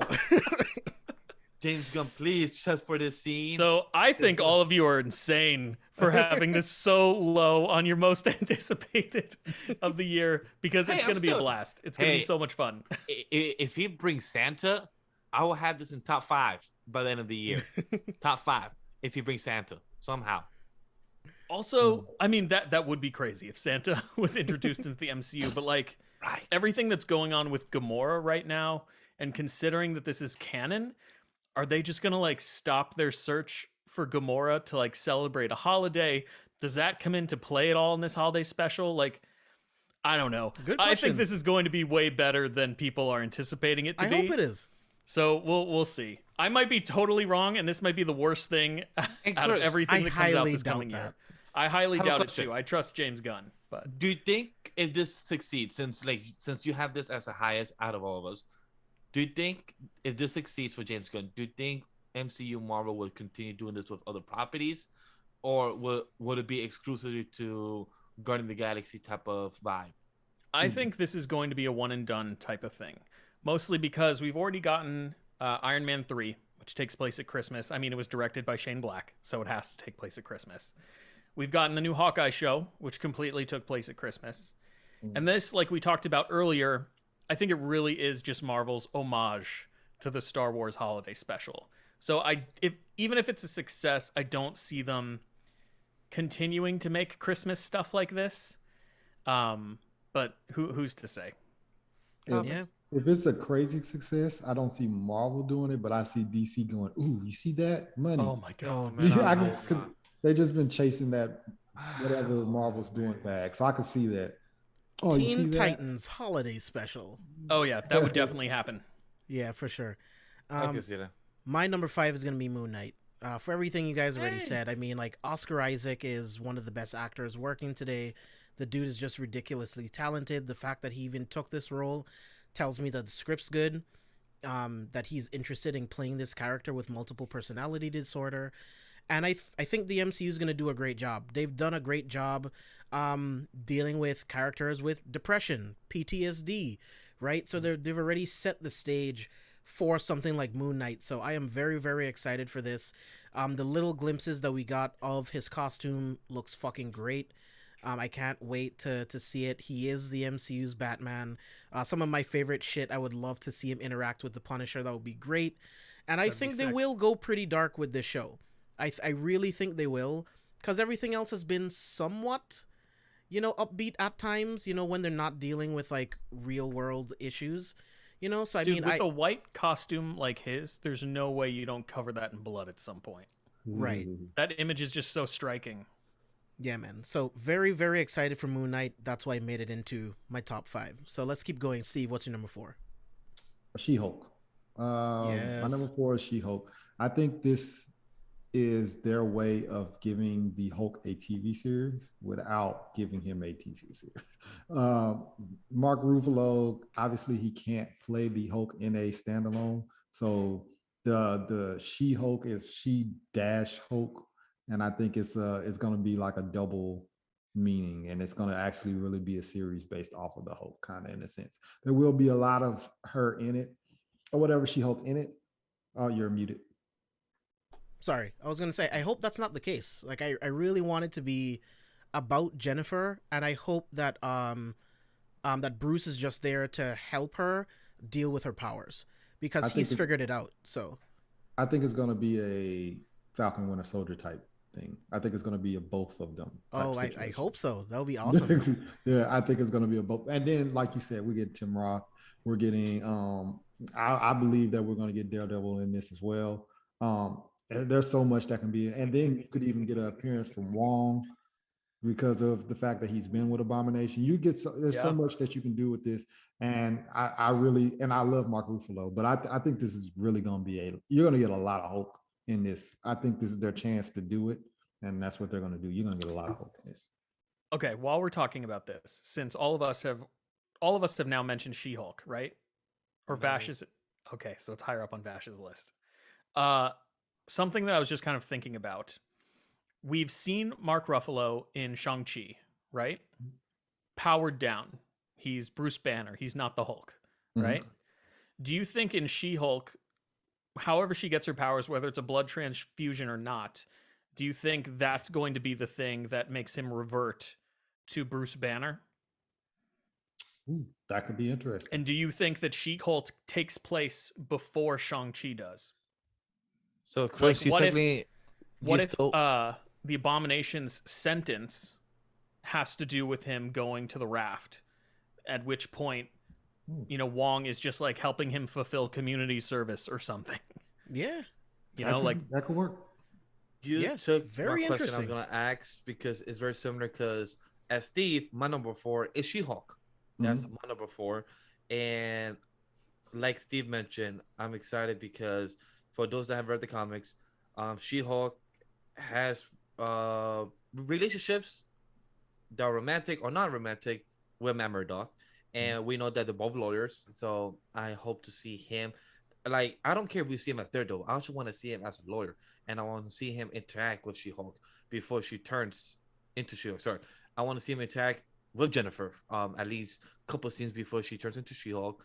And once she turns, I'm curious to see if we're gonna see her control power. And then at the end of the episode, she also, for those that don't know in the comics, she also becomes a action star stunt double. So I'm curious to see if we're also gonna see those type of scenes.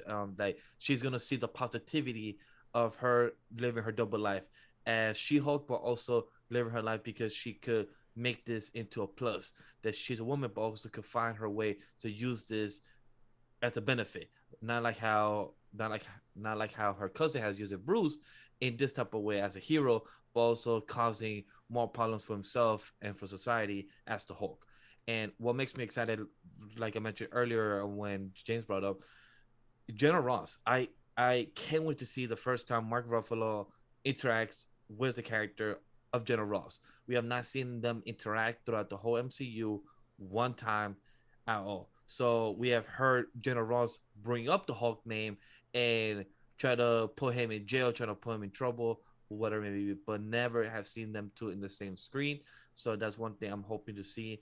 And if we are gonna see more Hulk type of characters, are we gonna get Red Hulk? So I'm curious to see many of those type of iterations. And if this She-Hulk is a one-off season type of limited series, or would it be a season 1 to season 2, so on? Because I'd love to see more of this. It depends on how the MCU plans to have this show as a direction, because I hope to see more of it, and I can't wait to see Abomination and, like the rest of the panel say, Wong and other characters that could pop up with this, because they are.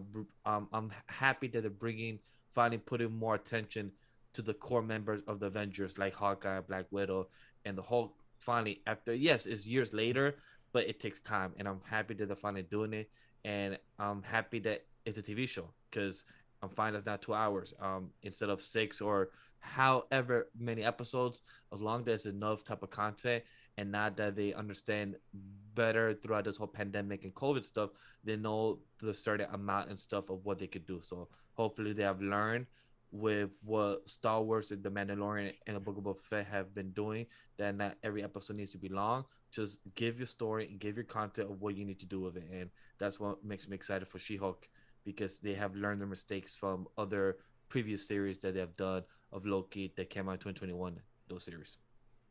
Yeah. Chris? So we're now at a place in my list, the top 4, where you could take any of these 4 things on any given day, and they would probably shift around in terms of what I'm most hyped for. But these are like the must-see projects of this year, basically. Facts. For me. And I'm kicking it off at number 4 with Doctor Strange in the Multiverse of Madness. 4. 4. Not top Yes. 3 or top 2. Wow. Okay, interesting. Yeah, it comes in at 4 because the 3 spicy. things above this, you know, like I said, I'm really looking forward to Doctor Strange in the Multiverse of Madness. It is a must-see film, but there are reasons that I'm a little more excited for these other things. But again, if you ask me tomorrow, maybe Doctor Strange in the Multiverse of Madness is the thing that I'm most hyped for. So like, it'll definitely change over the coming months. Okay. But yeah, everything we've seen about this looks awesome. Being directed by Sam Raimi. It's coming off the back of WandaVision and Spider-Man No Way Home.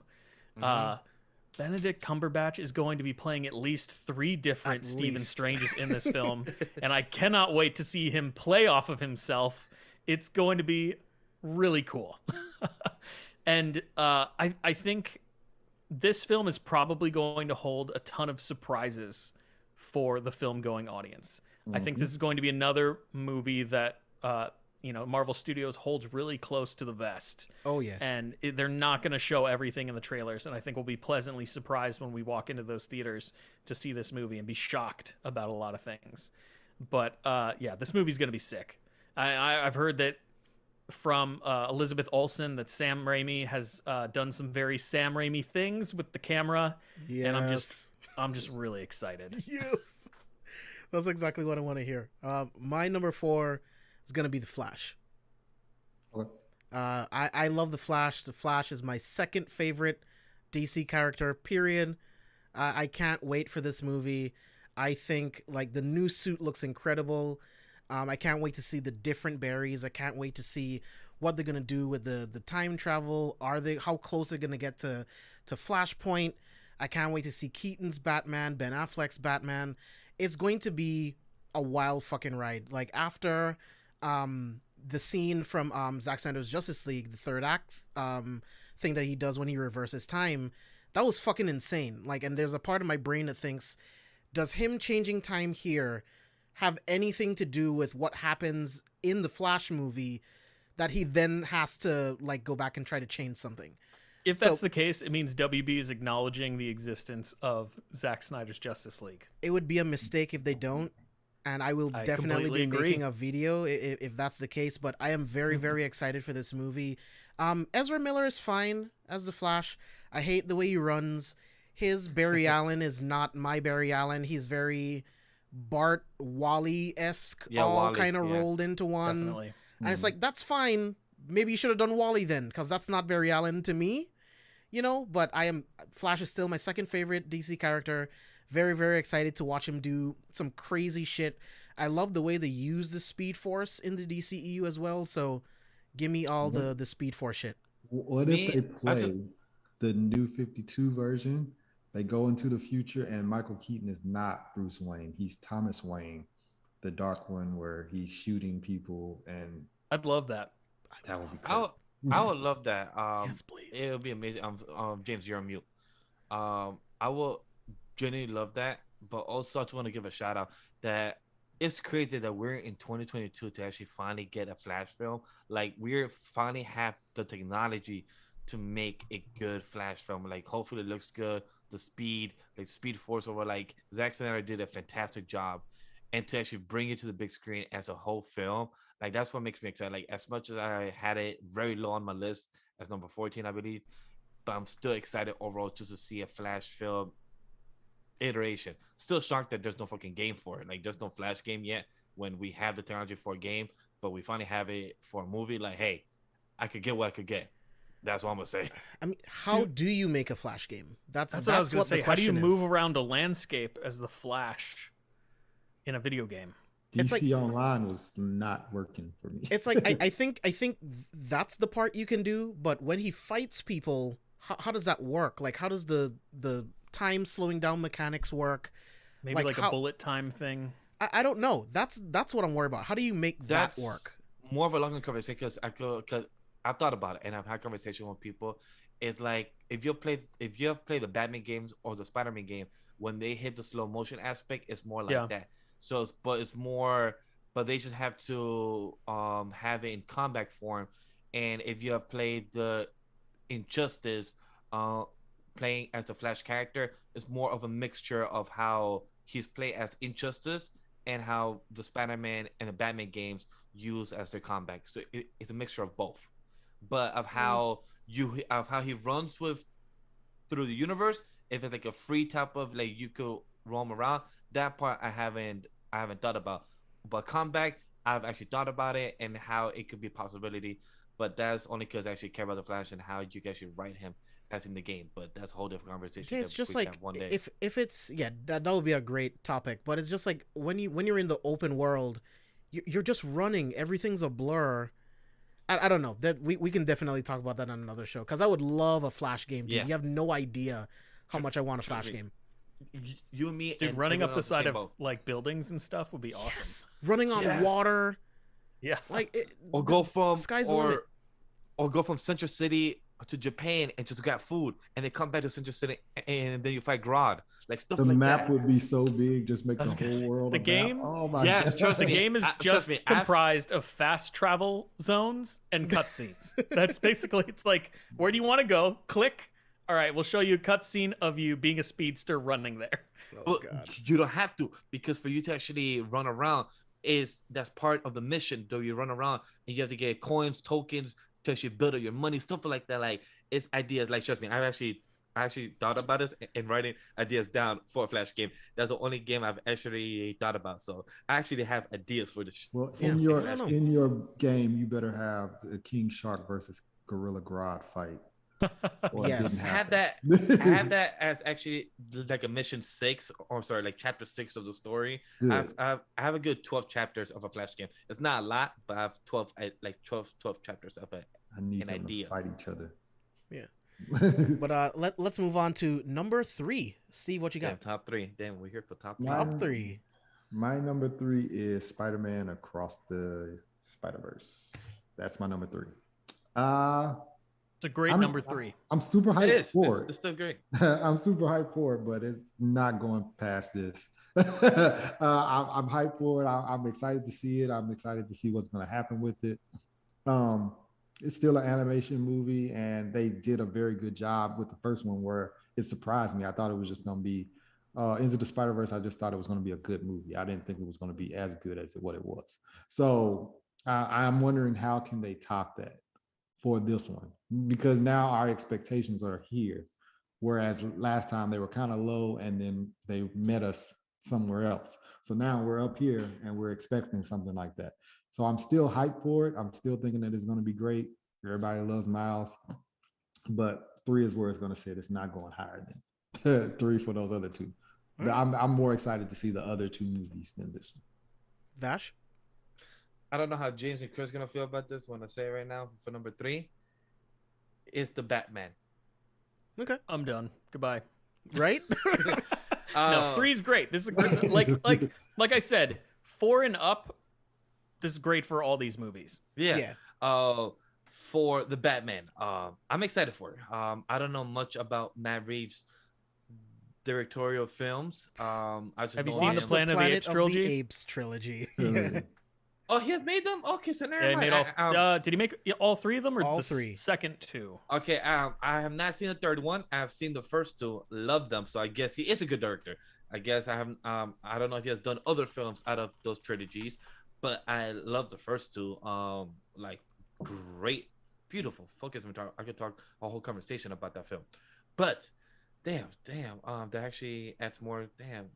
Well, it's still number 3. Bash is like the Batman's moving up live on stream. So Matt, Chris, you're right. He only did the last 2. I thought he The did last all 2? 3 because the first one's amazing. I thought he did all 3. It is. I It's love great. that first There's one. like a distinct visual difference though between the first one and the latter 2. Yeah, you're right. So he did the first 2, or which The one did last he do? 2. He did He the last directed 2. the last 2. The second and one 3, and the okay. third one. All right, so I still love the second one. I still haven't seen the third one, but I do hope to see it one day.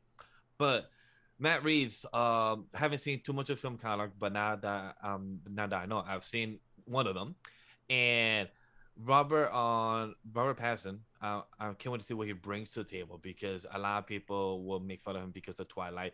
But what James had been saying since a year ago when we first started talking about it, villains and on the anime podcast 2 years ago when we first got announced and everything else, that there's more films than a dude does before you watch a film that's been made since the early fucking 2000s. So he has made other projects and other He's work. been busy. Yeah, so He's just because so you haven't good. seen them or known of them, don't judge them just because of a movie in a 2010s era. So don't judge that. But I can't wait, because Matt Reeves, in his interviews, what he says about his film and about what he has written for the script for this film makes me excited, because he said that this is a actual pure detective year 1 Batman. And if you have read year 1 Batman the comics, or if you actually watch the year 1 Batman the animated movie, you get the Batman that makes mistakes. You get the Batman that's trying to figure shit out. You get the Batman that's trying to understand his own right of vengeance. What is his vengeance? What is his right of passage that he came back from Gotham? Is he understanding what he's actually trying to hunt for? What is he doing in the city that has so much chaos and problems, but can he actually solve this on his own? So I really love it for this film, and I love Ben Affleck. Each Batman that has been done, Ben Affleck, Christian Bale, each of them have done their own thing of what the comics has done. It's been a character for the past 80 years. So no Batman is gonna be perfect. It just depends which run you choose. And the same the same thing for Spider-Man. So I can't wait to see what Matt Reeves and Robert Pattinson brings to the big screen. And I was talking to James. He's probably one of the person that's actually made me more excited for the film. The more I talked to him about it, because at first I was like, "Oh, cool," but just doing the show, doing the week to week, and actually being on the nose, it just makes me more curious to see what it brings to the film, because I love what Ben Affleck has brought to the screen of Batman, and to see that this is more on the nose of the comic book character we have known for the past 80 years of we have seen. Can't wait to see what happens. So Robert Pattinson of Batman is my most anticipated of number 3. Chris? Steve and I are on the same page again. Spider-Man Across the Spider-Verse Part 1 is my number 3. Oh, I thought that would have been your top 2. No, I like Chris. There's not much to say about this. The first movie is fucking awesome. Yeah. The sequel should be equally great, I'm hoping. So if for animation style alone, like even if the narrative tanks, like I think this is at least going to be a visual feast, and I'm excited for that. But I don't think the narrative's going to tank. I'm hoping that they're going to be able to deliver quality film in the follow-up. They have a high bar to hit, but yeah, this movie should be awesome. Yeah, Across the Spider-Verse Part 1 is also my number 3. I mean, I'm just more excited for the other 2 movies that we haven't talked about yet. And like you said, Chris, the first one's awesome. I expect this one to be awesome too, and I expect Part 2 to be awesome. We know that they were working on this movie right after they finished working on Into the Spider-Verse. So we know it's same team, you know, it's going to be same concept, same style. Like they already had a story in place. It just takes years to do all of the animation, the rendering, and all of that shit. So yeah, very, very excited for Across the Spider-Verse. I can't fucking wait, dude. I love Miles. Playing Spider-Man Miles Morales made me cry. I've said this a million times. Like you never know how important representation is until it's actually in your face. Mm-hmm. And like when I read Miles Morales for the first time, I'm like, I've always loved Spider-Man. He's one of the characters that got me into comics. And then I finally get one that looks like me. And Miles is awesome, and it's not forced. Miles is fucking awesome, and I love him so much. So to see him here in Across the Spider-Verse, can't wait. I can't wait for Miles to show up in a live-action movie one of these days. That's gonna be fucking sick. So yeah, Across the Spider-Verse is my number 3. Damn, Steve. Now I kind of wonder if y'all know where the Spider-Man on my list now, because I'm like, damn. I mean, dude, I already know where it is. Yeah, I already know which one it is for you. Yeah, I'm like, damn, it's kind of obvious now because everyone's saying number 3, and I'm like, and I'm the only one that has the Spider-Man. Based on your tastes, your comic book tastes, I could bet a lot of money on where it is. I think I figured out everyone's number 1s before we even started. I didn't know 2 through 15, no idea, but number 1, I think I know each one for each of you guys. So Steve, let's keep it going. What's your number 2? My number 2 is Batman. For me, it's I've watched Tenet at least 35 times this year. Oh, we know. Wait. Jay, Steve, with this year, it's only been 7 days. My bad. In the past year. How about? Damn, I was about to question like, damn, what time, my guy? Steve has only been watching Tenet since New Year's Eve. Like, weren't you watching The Flash like for a good 2 seasons? When do you have time to take care of kids? I got Flash, 4 TVs. Bro, I got 4 TVs. I just let him He's play. been reading Wikipedia summaries and telling you guys that he's been watching The Flash, but in reality, he's just been watching Tenet on loop the whole time. Oh, it makes sense because the looper makes sense of Tenet. That's why he brought it up last night. Yeah. Wow, full circle. But just Robert Pattinson, I think he's going to do a great job. I think he's going to be fantastic. And then he's going to give you that dark, gritty feel. With it being year 1 Batman, it fits too. I feel like I think he's going to give you that angry, like when he makes a mistake, because he's obviously not going to be the perfect Batman. He's going against the Riddler on top of that. So there's going to be times where he's going to go to the wrong place or, follow the wrong Riddler. And then just seeing Robert Pattinson's reaction is going to be great. I think he's going to deliver it. Also getting Colin Farrell as the Penguin, as you guys know, I don't know why for some reason, but I have the Penguin as one of my favorite. He's like in my top 5 Batman villains. It's a great character, man. Everybody thinks that's crazy, but he's like number 5 exactly. But like, I love the Penguin, so I'm excited for this movie. I'm really, really excited, and I want to see how it's going to play out. Vash, what's your number 2? My number 2, it's Spider-Man Into. Nah, I'm kidding. I was like, Strange. There's no way. Right. I know. I was like, damn, like I can't even lie. I can't even joke. My number 2, it's Doctor Strange.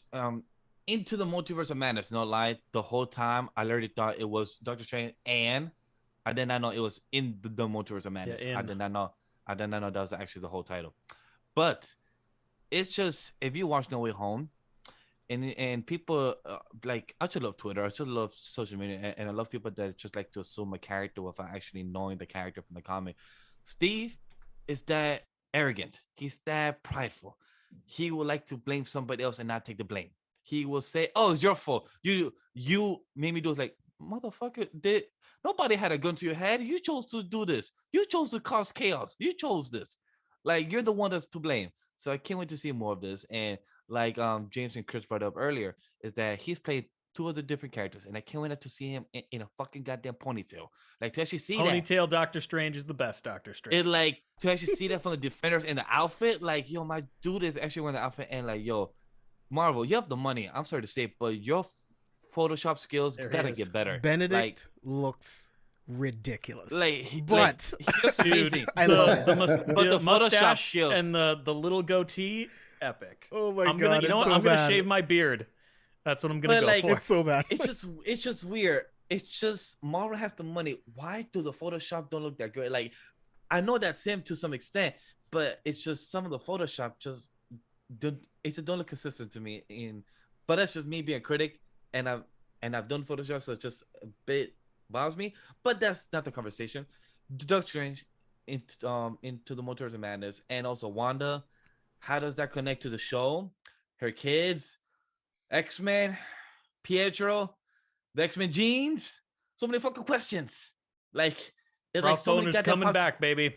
Yes, bring Valve Boner. Make me have a boner on screen, man. I just want to see what pops Pause. up. What? Pause.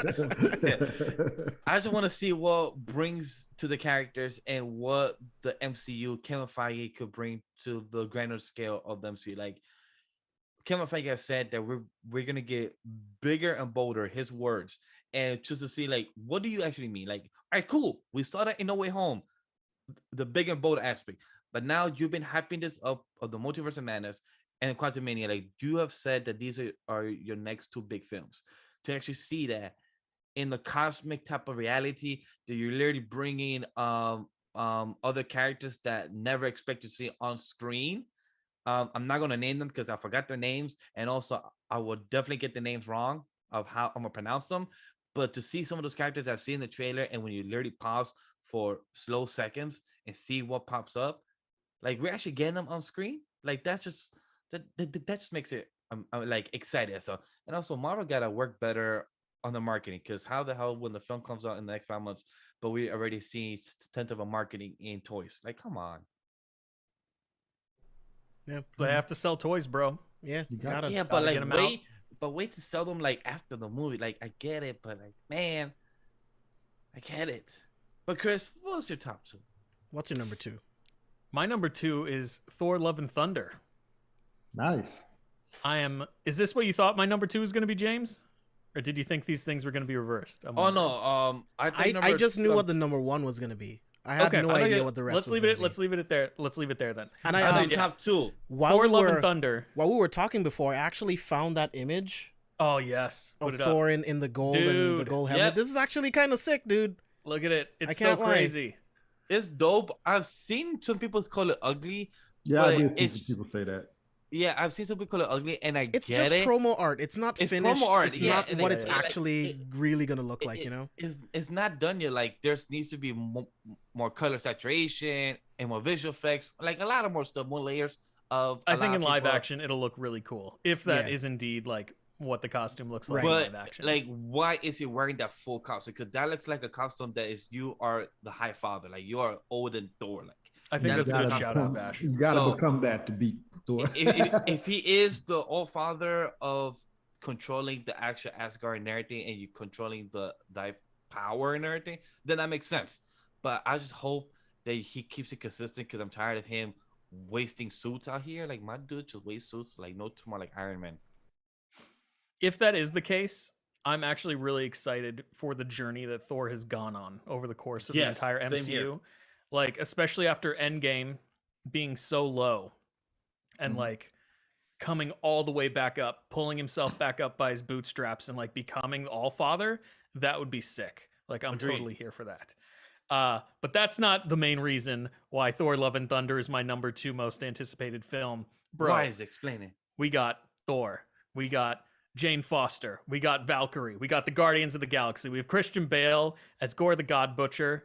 This movie is going to be crazy, and I'm absolutely down for all of it. I hope the color palette, I mean, just from what we saw from that concept art, I want them to take the Kirby color palette from Ragnarok and amp it up by 1,000.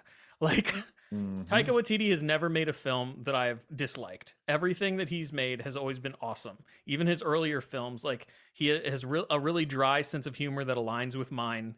And I have complete and utter faith that he's going to be able to deliver a totally solid Thor adventure in this 4th installment. So I'm super hyped for this movie. Facts. Bro, he makes me want to move mine up. I was like, do I have Love and Thunder too low? Yeah, I got it at 5. Me too. and I'm like, damn. Bro. Damn. It's number 8. Like, maybe. No, what you guys really need to reconsider is the Guardians of the Galaxy holiday special. Anyways. No. That was gonna stay at 15. But the Thor: Love and Thunder, like, maybe top 5. Maybe I could switch it with She-Hulk. You don't got it in 5? Yeah. I have Thor: Love and Thunder at number 8. It's so fine. Like, it's fine at number 8. But my I number think 2. you guys placed it pretty well. It's the God Butcher run. For Yeah, me. man. Like, my number 2 is going to be the Batman. Okay, me and JB on the Whoa. same page. Yeah, dude. That I didn't I'm see shocked, coming. James. I'm shocked because you're the one that has been preaching like this love for the Batman, and I thought you and Chris, which we know Chris where he would have it, but I thought you would have it as number 1 as well. So you shocked me here. It was at That is number shocking. 1 for a couple days, and then I was like, you know what? Nah, there's something else that I'm way more excited for than the Batman, which is fucking crazy when I thought about it. But I'm beyond excited for this movie. I was one of the only people who thought after Twilight that Robert Pattinson, I actually said I think he should be Batman. Whenever they reboot Batman, this dude, he has the jawline, he has the acting chops, and he loves really weird, fucked up characters. Batman's perfect. So when he was actually cast, I was like, this is what I've been wanting for years. Look at The Rover. Look at Good Time. Look at The Lighthouse. The dude is such an incredible, versatile actor. And I know he's going to smash this out of the park. Colin Farrell as Penguin looks insane. We're actually going to get a really cool Riddler. Like, Paul Dano's a fucking weirdo, and I love him. It's gonna be great. And he is the perfect person to play the Riddler. And I'm glad that he's going to be one of the main villains, because this forces Batman to be the detective. You can't just punch your way out of everything with the Riddler. You got to figure it out. I love everything that we've seen with Catwoman so far. One of my favorite moments with him and Catwoman from the trailers is when he's bashing in this person's skull and how afraid she looks. I'm like, this is it. This is the vengeance, the anger. This is what I want from my Batman. Like, this is exactly what I'm looking for. So yeah, man, the Batman. And Matt Reeves, he did the Apes trilogy. I mean, well, he did the last 2. Most of it. Yeah, he did most most of it. And I think those 2 movies are incredible, right? Especially Dawn. Dawn of the Planet of the Apes is insane. So when I heard he was doing it, he has a trilogy planned. He has this whole arc ready with Batman as the detective, and I'm all for it. I've loved every other Batman iteration, but there hasn't been enough detective shit for me personally. That's the Batman that I love. I think Ben got the closest. Like, I love his Bruce Wayne the most. He's just such an unlikable douchebag. I love it, and I think his Batman is the best, period. That warehouse fight is the best Batman fight sequence in any live-action Batman movie. I don't care what anyone says. It is sick. But Robert Pattinson is going to fucking kill it. I think he's going to be so good. He's either going to be my favorite or my second favorite Batman. But I obviously have to wait until I see the film to make that choice. But yeah, man, that was a really hard choice, but the Batman's going to be at number 2. I'm shocked, bro. Yeah, Me too. I know. I am. Steve. Number 1. Numero uno. Number 1 for me is Dr. Guardians of the Galaxy holiday special. He's moved it to the very beginning. He's changed his mind. He lied to us. He switched it up. So this one is actually my number 14, and I actually no. Doctor Strange is my number one, and it's because everything that's been leading up to this, and the whole point of this list is the anticipation. WandaVision, Loki, No Way Home, even just seeing in What If the evil Sorcerer Supreme, just watching her walk down the aisle in the trailer, it was just like there was so much that I was just like, yo, this is the one that I have to see. I'm gonna have to see this on Thursday. I don't want to be spoiled. It's a must see. And then when you're getting Moldor back, like there's so much to bring in. You're gonna find out why. You're gonna find out that he's not the Sorcerer Supreme, but he's probably gonna get that role. And my prediction, sad to say, I think Wong. I think we're gonna lose him. No, stop. That's my prediction. Stop. We've seen Wong a couple of times, and he's just here, and it's just like they're giving us him, and then they're going to give us a lot of him in this movie. And then, I mean, Stephen Strange has to become Sorcerer Supreme. I don't think Wong is just going to step down, but I'm super excited. Alternatively, because I don't want Wong to die, what if Doctor Strange saving the multiverse is the thing that justifies him becoming Sorcerer Supreme above Wong? That way, Wong gets to live. Yeah, that's what we would hope. They're not gonna kill Wong, bro. That's not gonna happen. They might. I don't know. I mean, there's a clip in the trailer that might insinuate that, but I think Wong. Because I think I'm really hoping, because especially with that Shang-Chi end credit scene, I feel like he's going to be somewhat of like a mentor, or like some type of like person that Shang-Chi can reach out to for help. So I think they're setting him up for future shit, but I mean, could be a bait and switch. You know what I mean? He might not make it to that point. We've gotten so much of him is because we're getting all that as like a, hey, get ready to say goodbye. I don't think so. I'm more on James Bow here, because I feel like Wong would be a great teacher or type of mentor for Shang-Chi, because like Shang-Chi just literally jump into all this and has no idea what's going on, and Wong knows about the 10 rings or has an idea of like, wait, there's more into this. So like I feel like Wong has more of an in-depth story to develop with Shang-Chi, and also you're hitting more of a grander scale of the Asian audience as well, because of both of those people, of Wong and Shang-Chi. So I feel like it will work out well. I think we lose him, and then Ned becomes the apprentice later on down the line. These are just things that I think Wong. That's broken. Merc, that's broken if that happens. If Wanda became the Sorcerer Supreme, it's over for all of us. There's no it's Earth. It's just over. There's no Earth.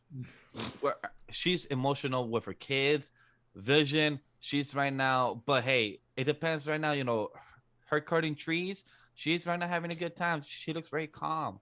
But it depends if you rile her up. By the way, I fuck with her new costume. Her costume just got better, with the and sleeves? it just improves. It is The cool. sleeves. It just improved. It's like, yo, like, how can you just make the costume look better than how it was? The hell? I'm not gonna lie, I'm a little upset that I already pre-ordered that WandaVision Scarlet Witch hot toy, because I saw that costume and I was like, son of a bitch. God damn it. Cancel. Oh, you can't cancel it? Is it too I late? mean, I can, but you know that it won't come out for like 5 years. That new one. Yeah, Yeah, and then also what Chris was saying with Pietro, this multiverse of madness opens up. It could probably bring in the X-Men. It could bring in. There's so many possibilities with this Doctor Strange. There's just too much. So my anticipation for it is crazy. Have you guys read the plot synopsis that was translated from like a Japanese website? No. I did not. It specifically states that Wong is still Sorcerer Supreme, and that Doctor Strange is like the new Tony Stark of the Avengers, basically. So he's kind of heading up the Avengers at this stage, which I thought was really interesting. I didn't see that coming. But if that is the case... Makes sense then, when he appears to Wanda. Yeah.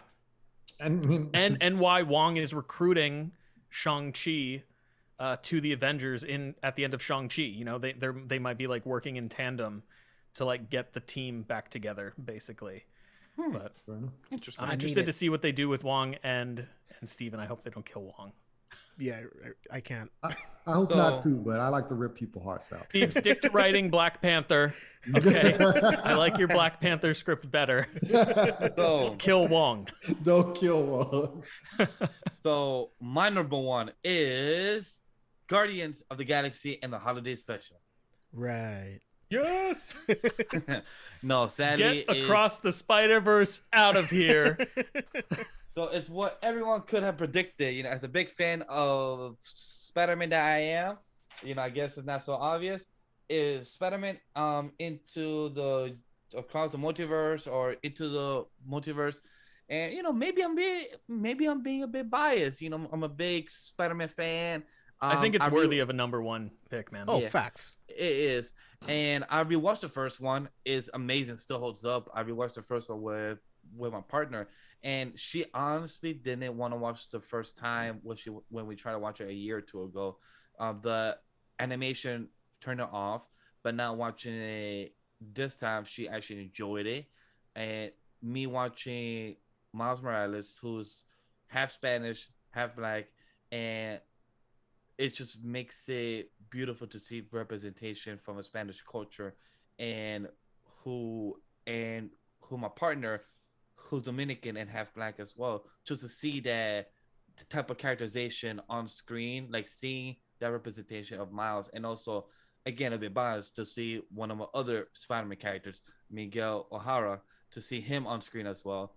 Again, a bit biased there, but just to see him being of the sequel in part one, and seeing that he's whooping his ass across the multiverse. I don't know what Yeah, it was drugs crazy. this man is taking. Like, he was literally taking across the Spanish Nueva York.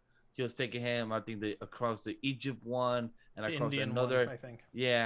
and across like two others more. Like, my man was taking him across, and it was just hilarious. So hope to see more of that, and just can't wait to see what else to bring, because if Gwen and Miles also gets into a relationship like they do in the comics, that'll be interesting of how that also develops, and to see how long Miles has been Spider-Man, because it's very vague if it happens a couple months or a year after. So it'd be very curious to see how that goes.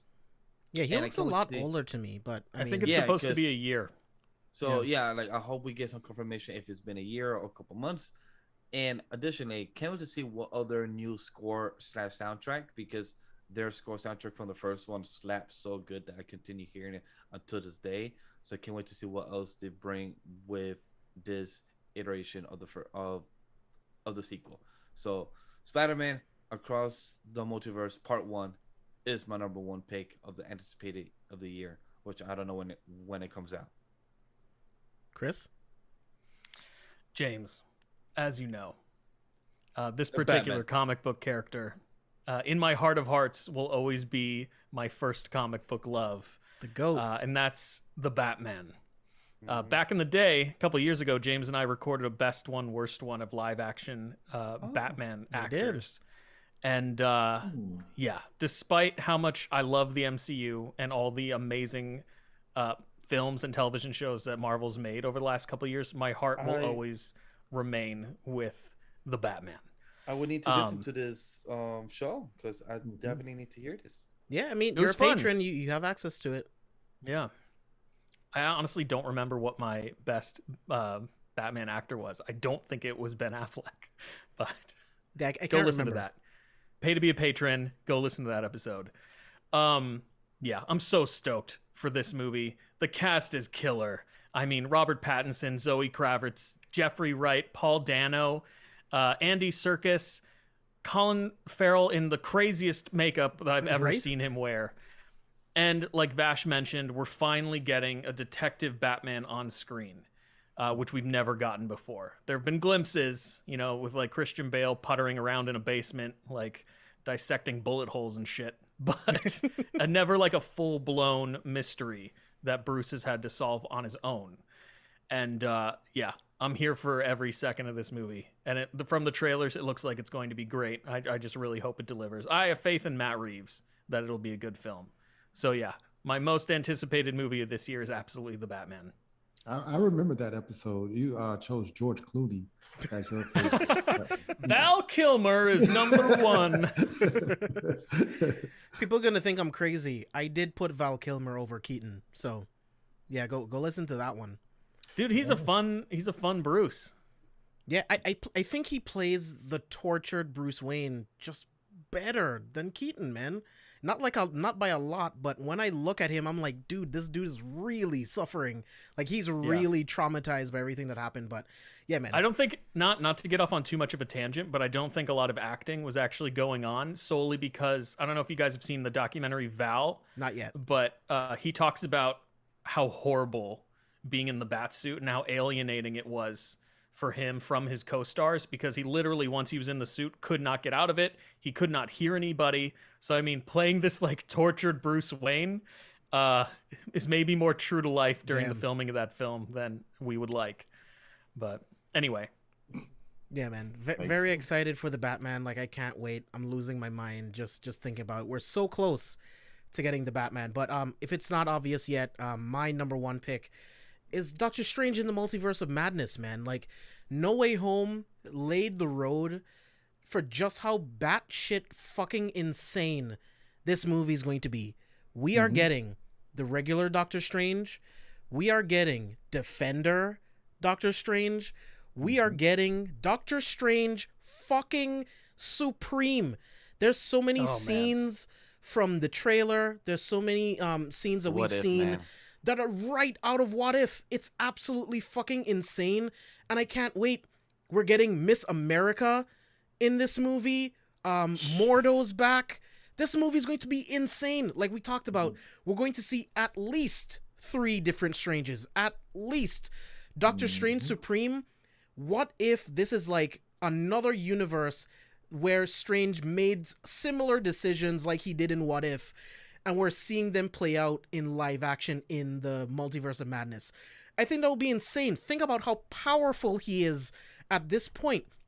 Mordo says it in the trailer. The greatest threat to the universe is you. Strange Supreme. So you can imagine how insanely powerful he is. That What If episode is my second favorite What If episode.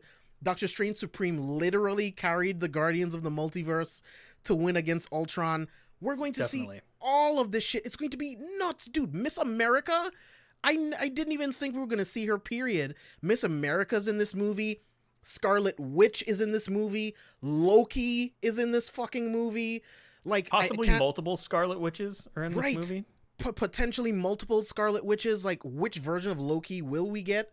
Will it be the one that's currently with the TVA right now, or a different one? Right? Like, Sam Raimi, if you can't get Scott Derrickson, you get Sam Raimi. This is the guy you want directing a movie like this. Rintra, that's gonna be fucking nuts. Where? Talk about weird deep as hell, cuts, dude. bro. So much gonna be One of it's the so much. like such a deep cut. Like when I saw, because I went online and I saw a bunch of toys, and I saw him. I was like, he's an apprentice of Doctor Strange in one of the comic book storylines, and he's in this movie. This movie is going to be absolutely batshit insane. And as happy as and excited as I am for the Batman, Doctor Strange Multiverse of Madness is going to break the internet just like No Way Home, and my brain is melting just thinking about it. Like, I'm losing it. Do you know what made me realize is like in No Way Home, Wong has some type of apprentice, cleaning up the snow, but he's a sorcerer supreme.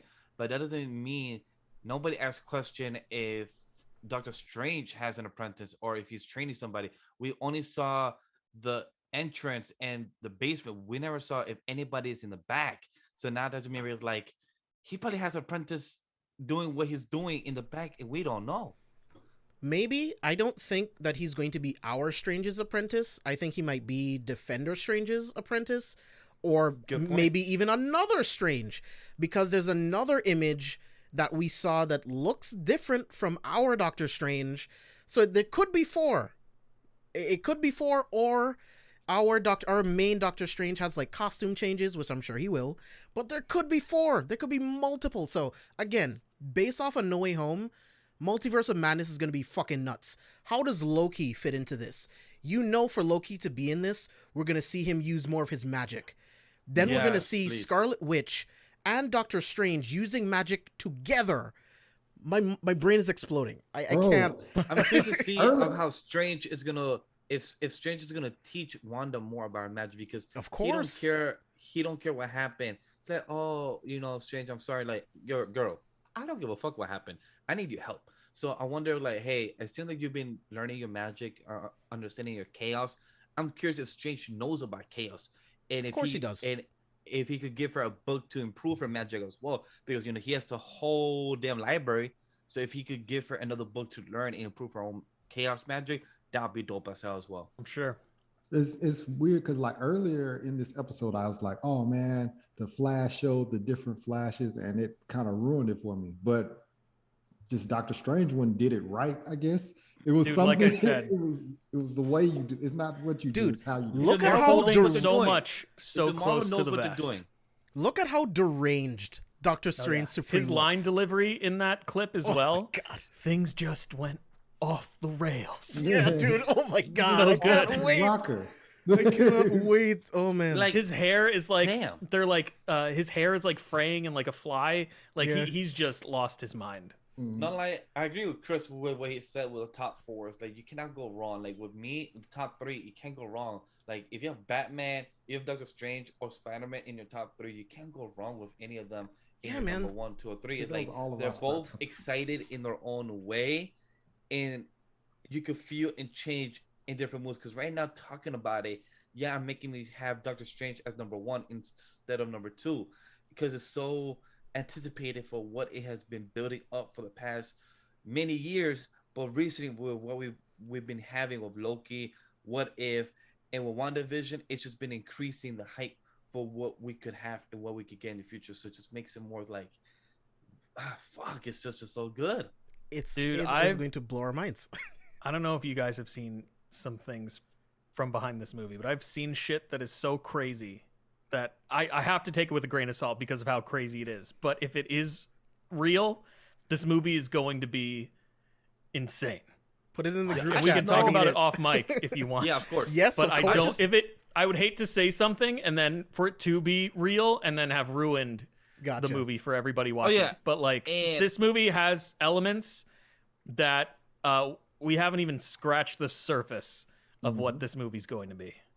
I just can't wait for us to do a review, because I know damn well this review is not going to be a 2-hour review. It's going to be like a 3 to 4. Like just the Yeah, conversation, it's gonna be like the that. the anticipation, and knowing that we finally got there, the first impression, and knowing that James will be telling us, "Yo, guys, we have to watch this 3 times before the review," or I will or have we to, probably for have to do, or we probably have to do 2 reviews, first impression, and then a full spoiler review. It's just knowing of how anticipation of what this film could bring and what Kevin Feige could bring as a bigger, grander scale of the MCU. It's just like what they can introduce and what happens next. It just makes you actually more questions. Like after this, the next big film, Thor: Love and Thunder is more cosmic, but the next big film is Quantumania after this. Yeah. Because the other Yeah, man. movies are going to just be, like you said, they're just going to be good movies. They're not going to be intensely crazy like this is. Like, Yeah. We are definitely heading towards another multiversal war, and I can't wait for it.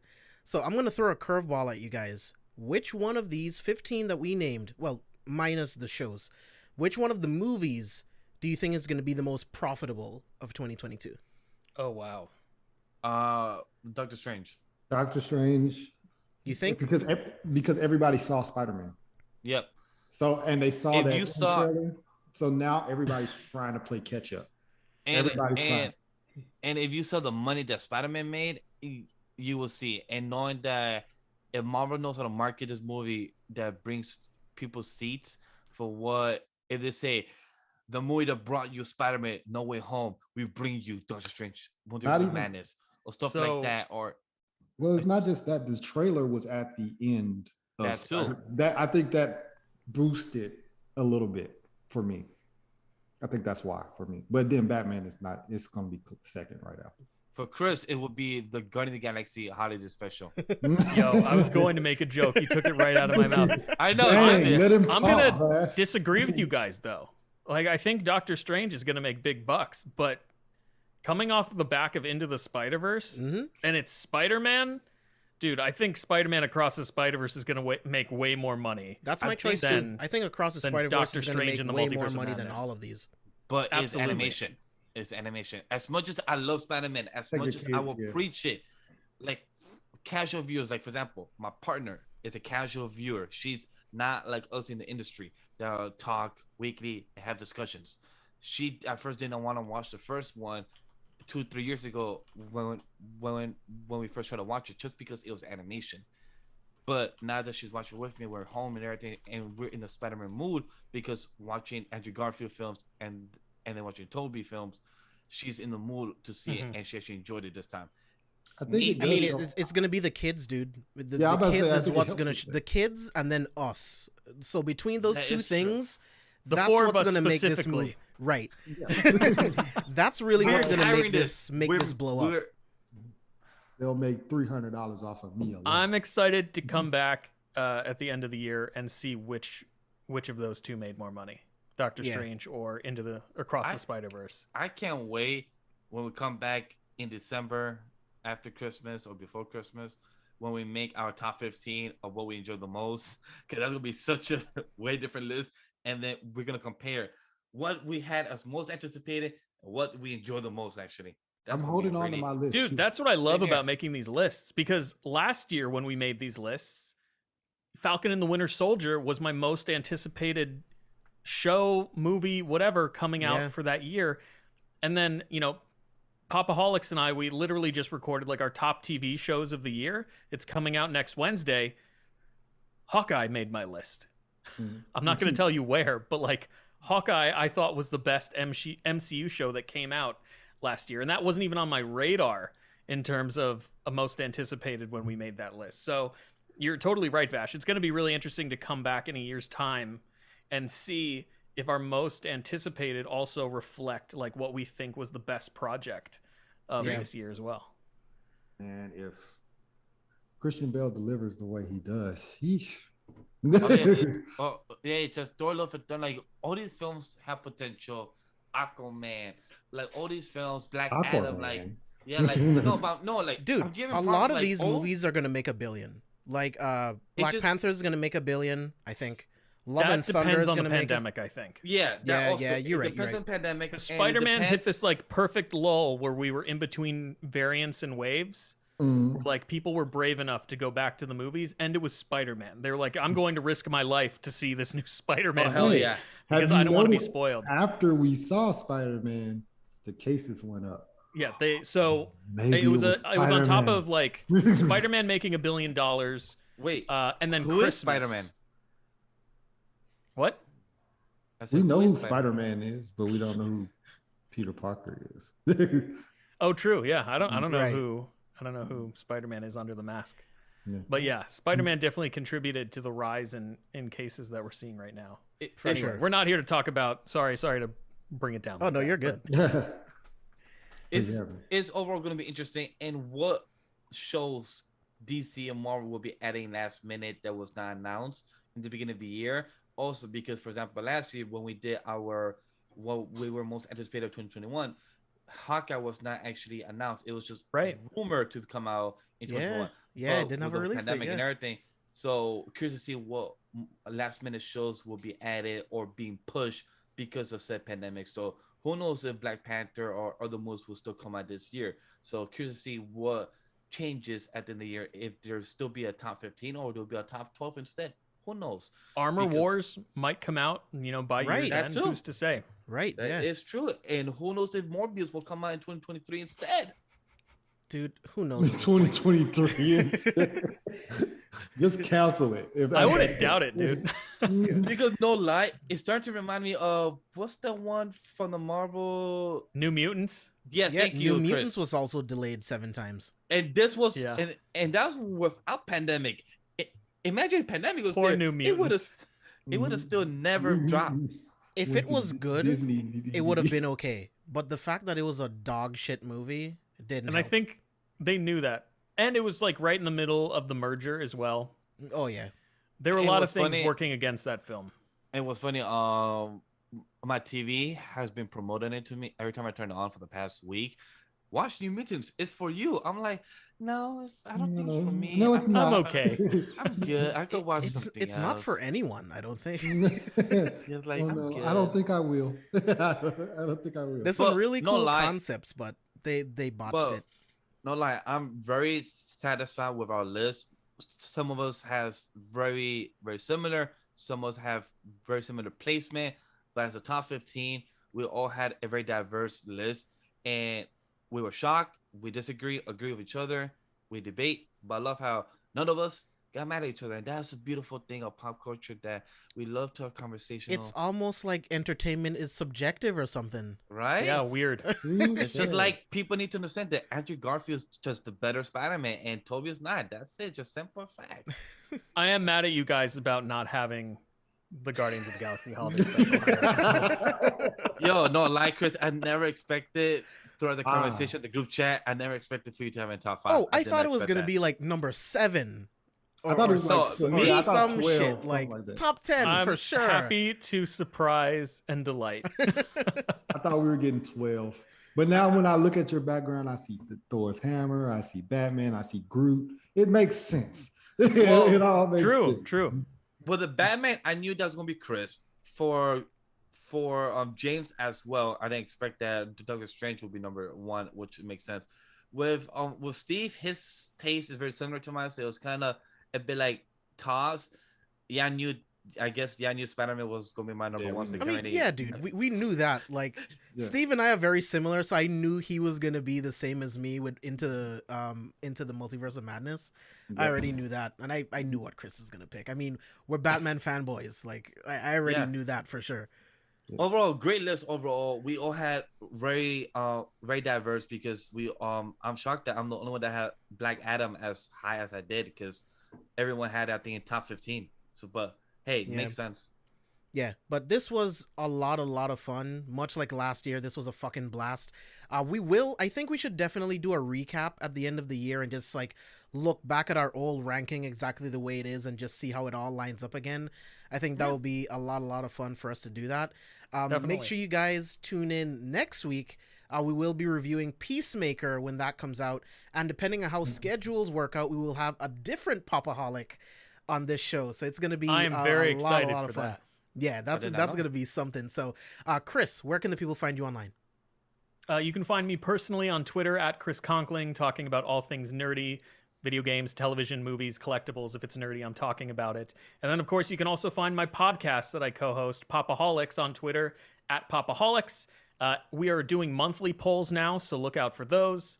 Typically, the third week of the month, we usually drop the poll and give you guys a week to participate in it, depending on what our theme of the month is. And then you can always go to youtube.com/Popaholics to watch, my beautiful face and Brian Dupre and Christian Katie. Thanks to the C4SVillains cast, we kind of got that push to begin our YouTube channel this year. So we're hugely appreciative to you guys.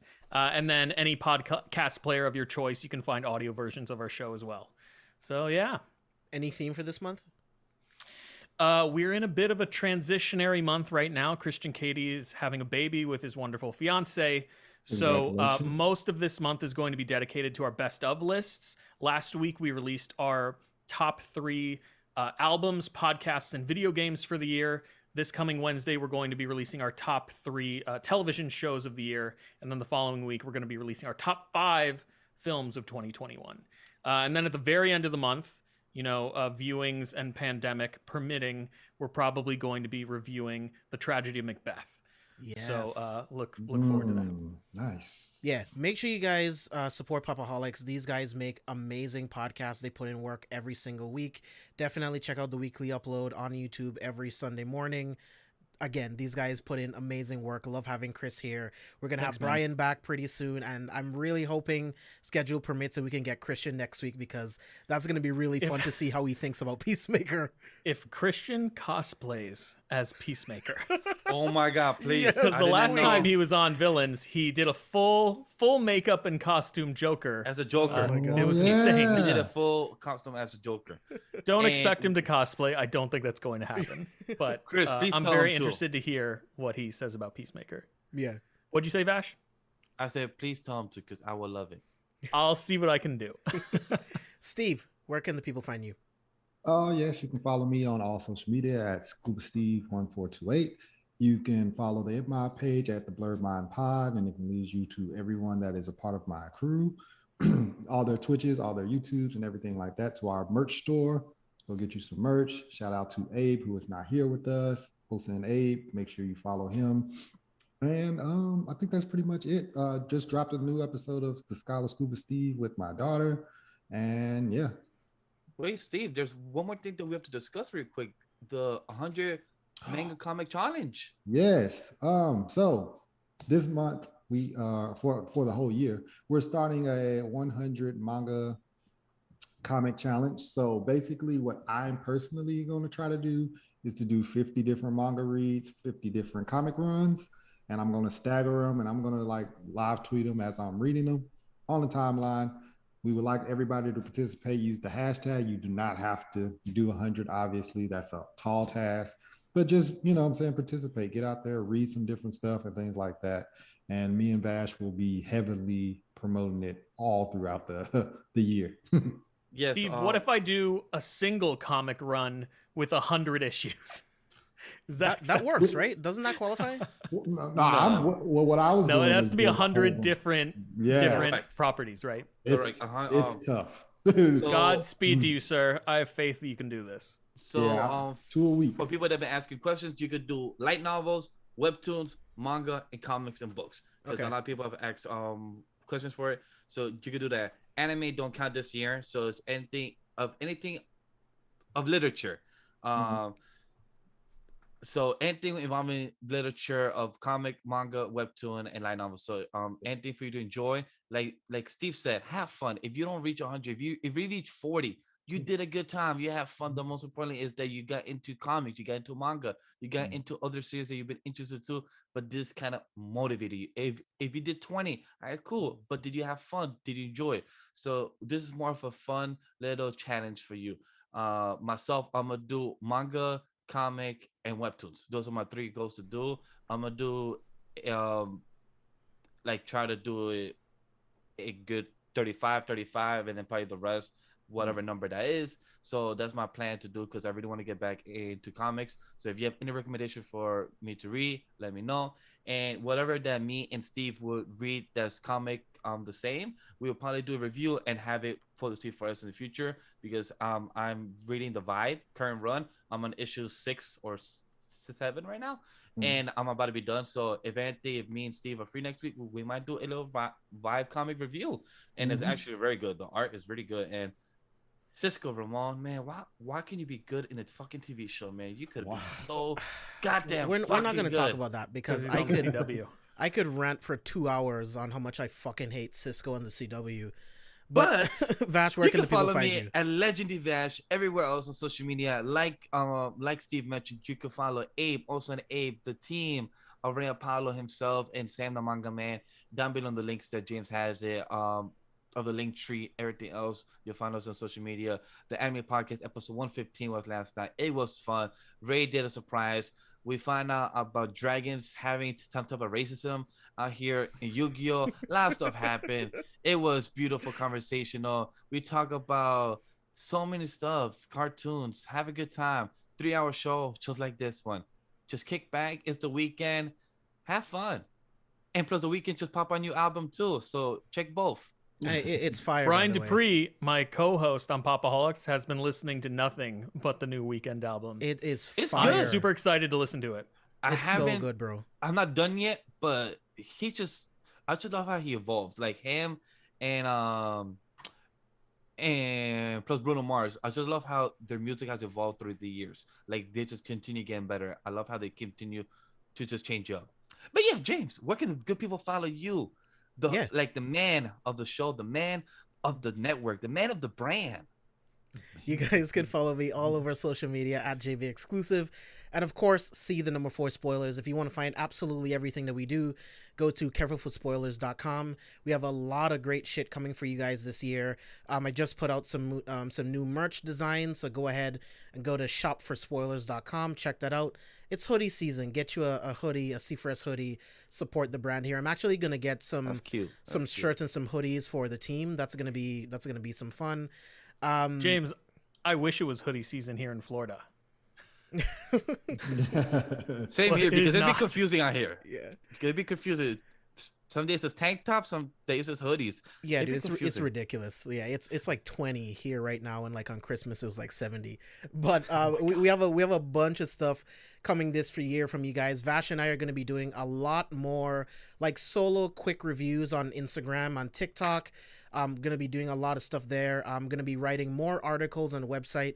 I want to do more comic reviews on the website. So there's a lot of stuff we got coming down the pipe for you guys. So I appreciate every single one of you for sticking with us since we started Villains up until this point. The You've Got to See This podcast will be making a return in 2022. So make sure you guys also stay tuned for that.